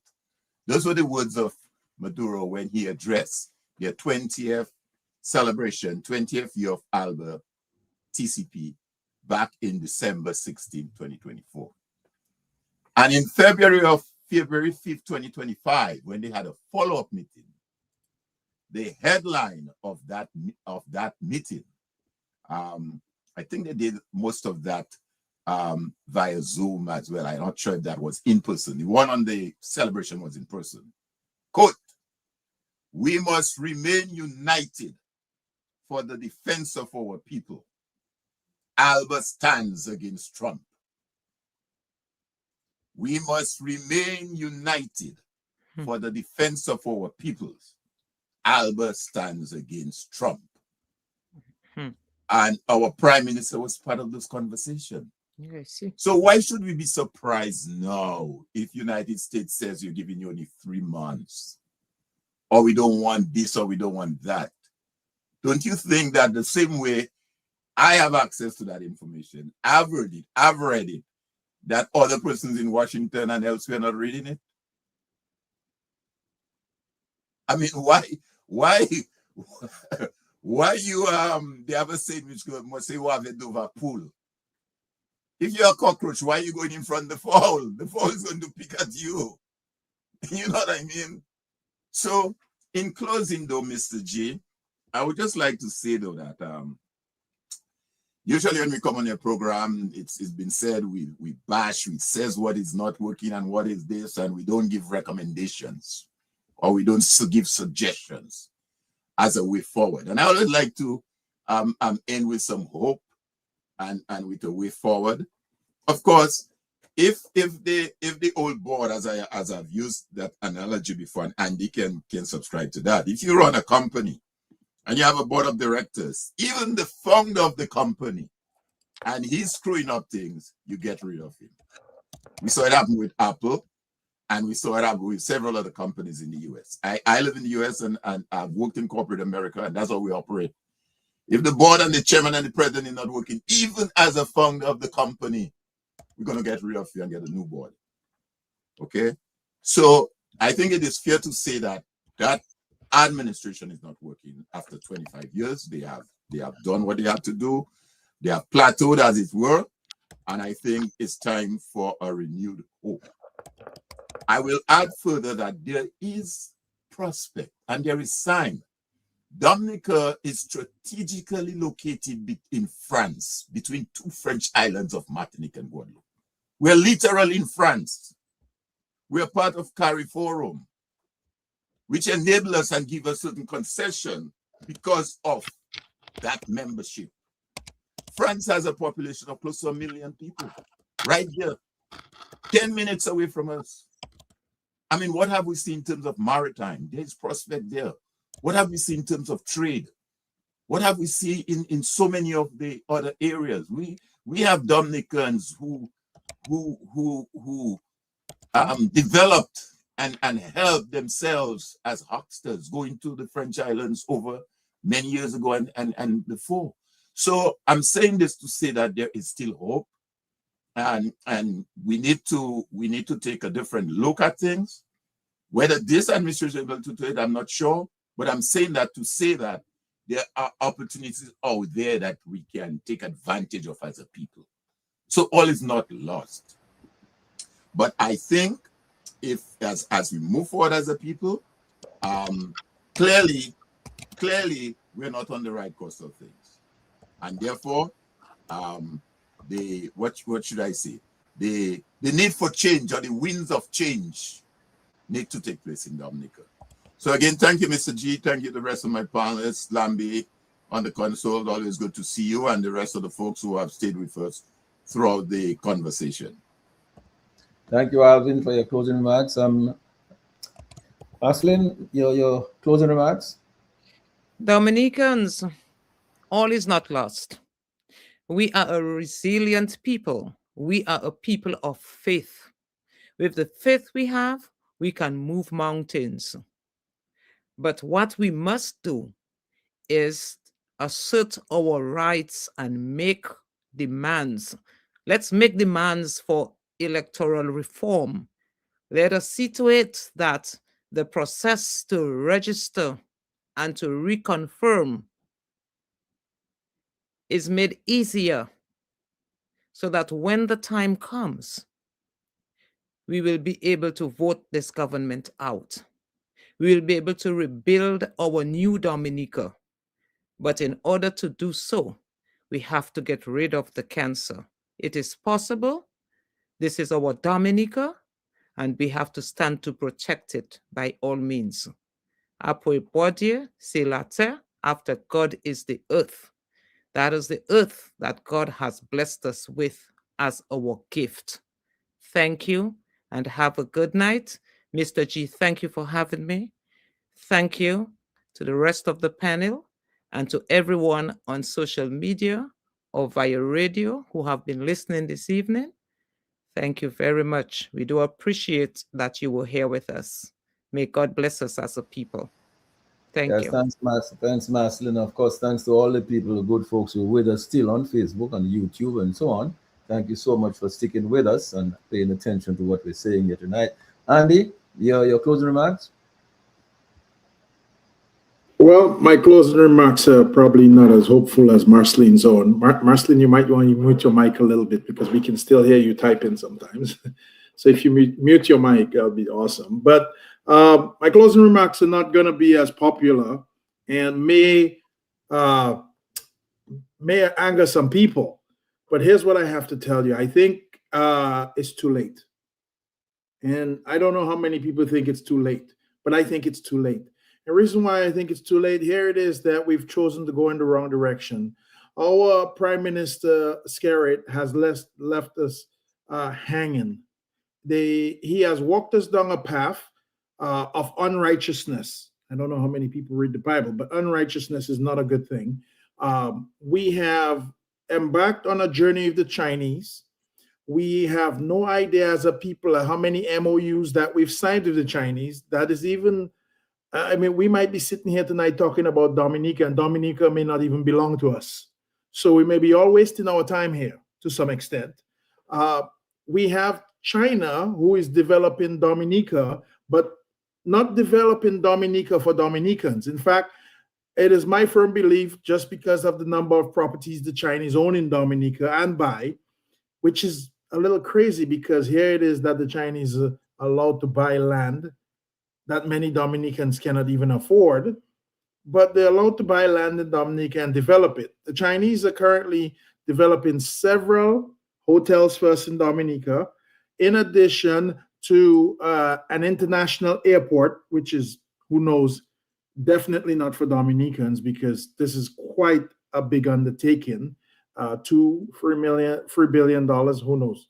The Chinese are developing a new marina for us and several other projects. But in addition to doing those projects supposedly for us, they're also doing some projects for themselves, as we saw in Deboash. I don't want to bring that up. That's a very sore thumb for a lot of people. So like I said, it's too late. And everything I said before that was okay until I'm going to tell you this next thing, that the Chinese are also building Mr. Roosevelt Skerritt House in Mont Daniel as well. So if the Chinese are building Mr. Roosevelt Skerritt's house in Mont Daniel, you can pass there anytime you want and see several Chinese workers outside. It's the same Chinese truck that delivers the stone and the cement and just about everything else. Who knows? things get muddled. I think it's too late for Dominica. We've taken the wrong direction. We've gone too far in one direction, and we do not have enough energy to come back. So at this point, what do we do? Do we lie down, lay dead, and just wait? I don't know. I don't have an answer for the panel tonight. They've taken us in the wrong direction. He's joined the wrong groups. And even today, in last week, Kamala Prasad showed him the correct direction and said, Mr. Roosevelt Skerrit, this is the way to go. This is the way to get to the promised land. Came back with nothing at all for us as Dominican people. So I think our prime minister has set us up for failure, and we have to wait back and see what that failure really looks like as a people. So again, just my opinion, President Trump is a very serious president. I think the clamping down on Dominica, to tell you the truth, in fact, I'm not thinking here. I know the clamping down on Dominica has not stopped us yet. There is more to come. However, there was some more important priorities, aka the Middle East, to take care of before we took care of that. It's so strange to see how President Trump works. You know that Middle East thing? A lot of people thought that was about Iran, nuclear weapons. You know, really and truly, that's actually a way just to stop China from getting oil so that we can fix China. Not only that, it's a way to fix Russia as well. So if you notice, President Trump is building a lot of allies. And the allies that he's building a team. And we need to get on the right team. It's about time we wake up, because we do not want to fall asleep and wake up dead. Thank you. Thanks a lot, Andy. Dr. Andre, I am the eternal optimist, and I believe if we took the wrong turn somewhere along the way, we should reverse and go back to that and take the right turn right there and put the country on the right path. Your final thoughts? I share that view.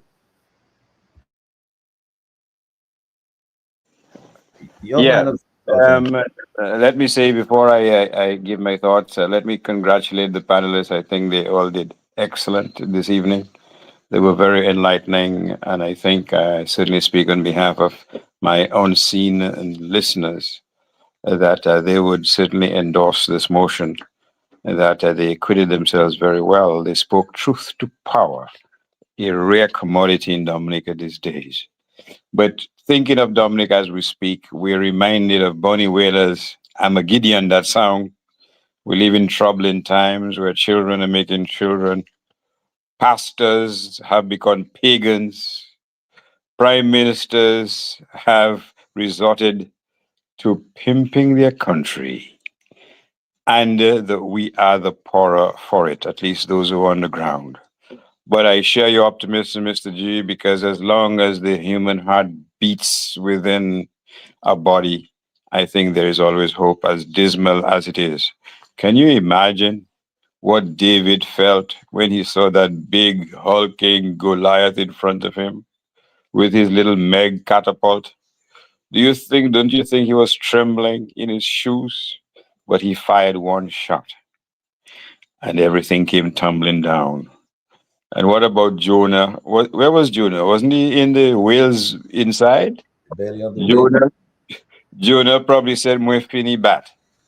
Now, don't ask me how he got the hell out of that situation, but he managed through his resources, his cunning, his determination to succeed. And I think therein lies, in my view, the hope of Dominica, that within the body of each and every Dominican, irrespective of who they support now, there is hope, because quite frankly, very seldom will people play a role in their own demise, in their own social and spiritual death. And it seems to me that there is an awakening. The question is that, do we have the leadership to take that awakening to the promised land? And I certainly think that among the cadre of panelists this evening, among those who are not, who talk truth to power, among those who are uncowed, by the relentless nature of suppression in Dominica, and even among the most unlikeliest of sources. Because typically we look for leadership among the anointed, the educated. But when I listen to your program, whether it's on Matt or on whoever, I hear voices from persons with nothing to gain, with hardly any possessions, but speaking boldly, speaking loudly, speaking about the ills of our community and giving hope to all those who dream of a better Dominica. And so while I'm sympathetic to Andy, but I certainly think, and I continue to think, that there is hope. We may not know what time, what day, what hour, but there is hope. And that is a message I wish to leave to you and our listeners this evening. Thank you.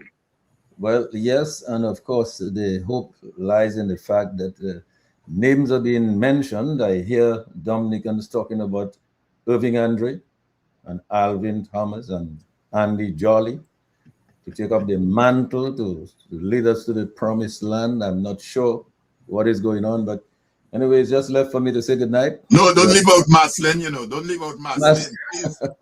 You usually said who started the bus protest in America. You said Maslin is right.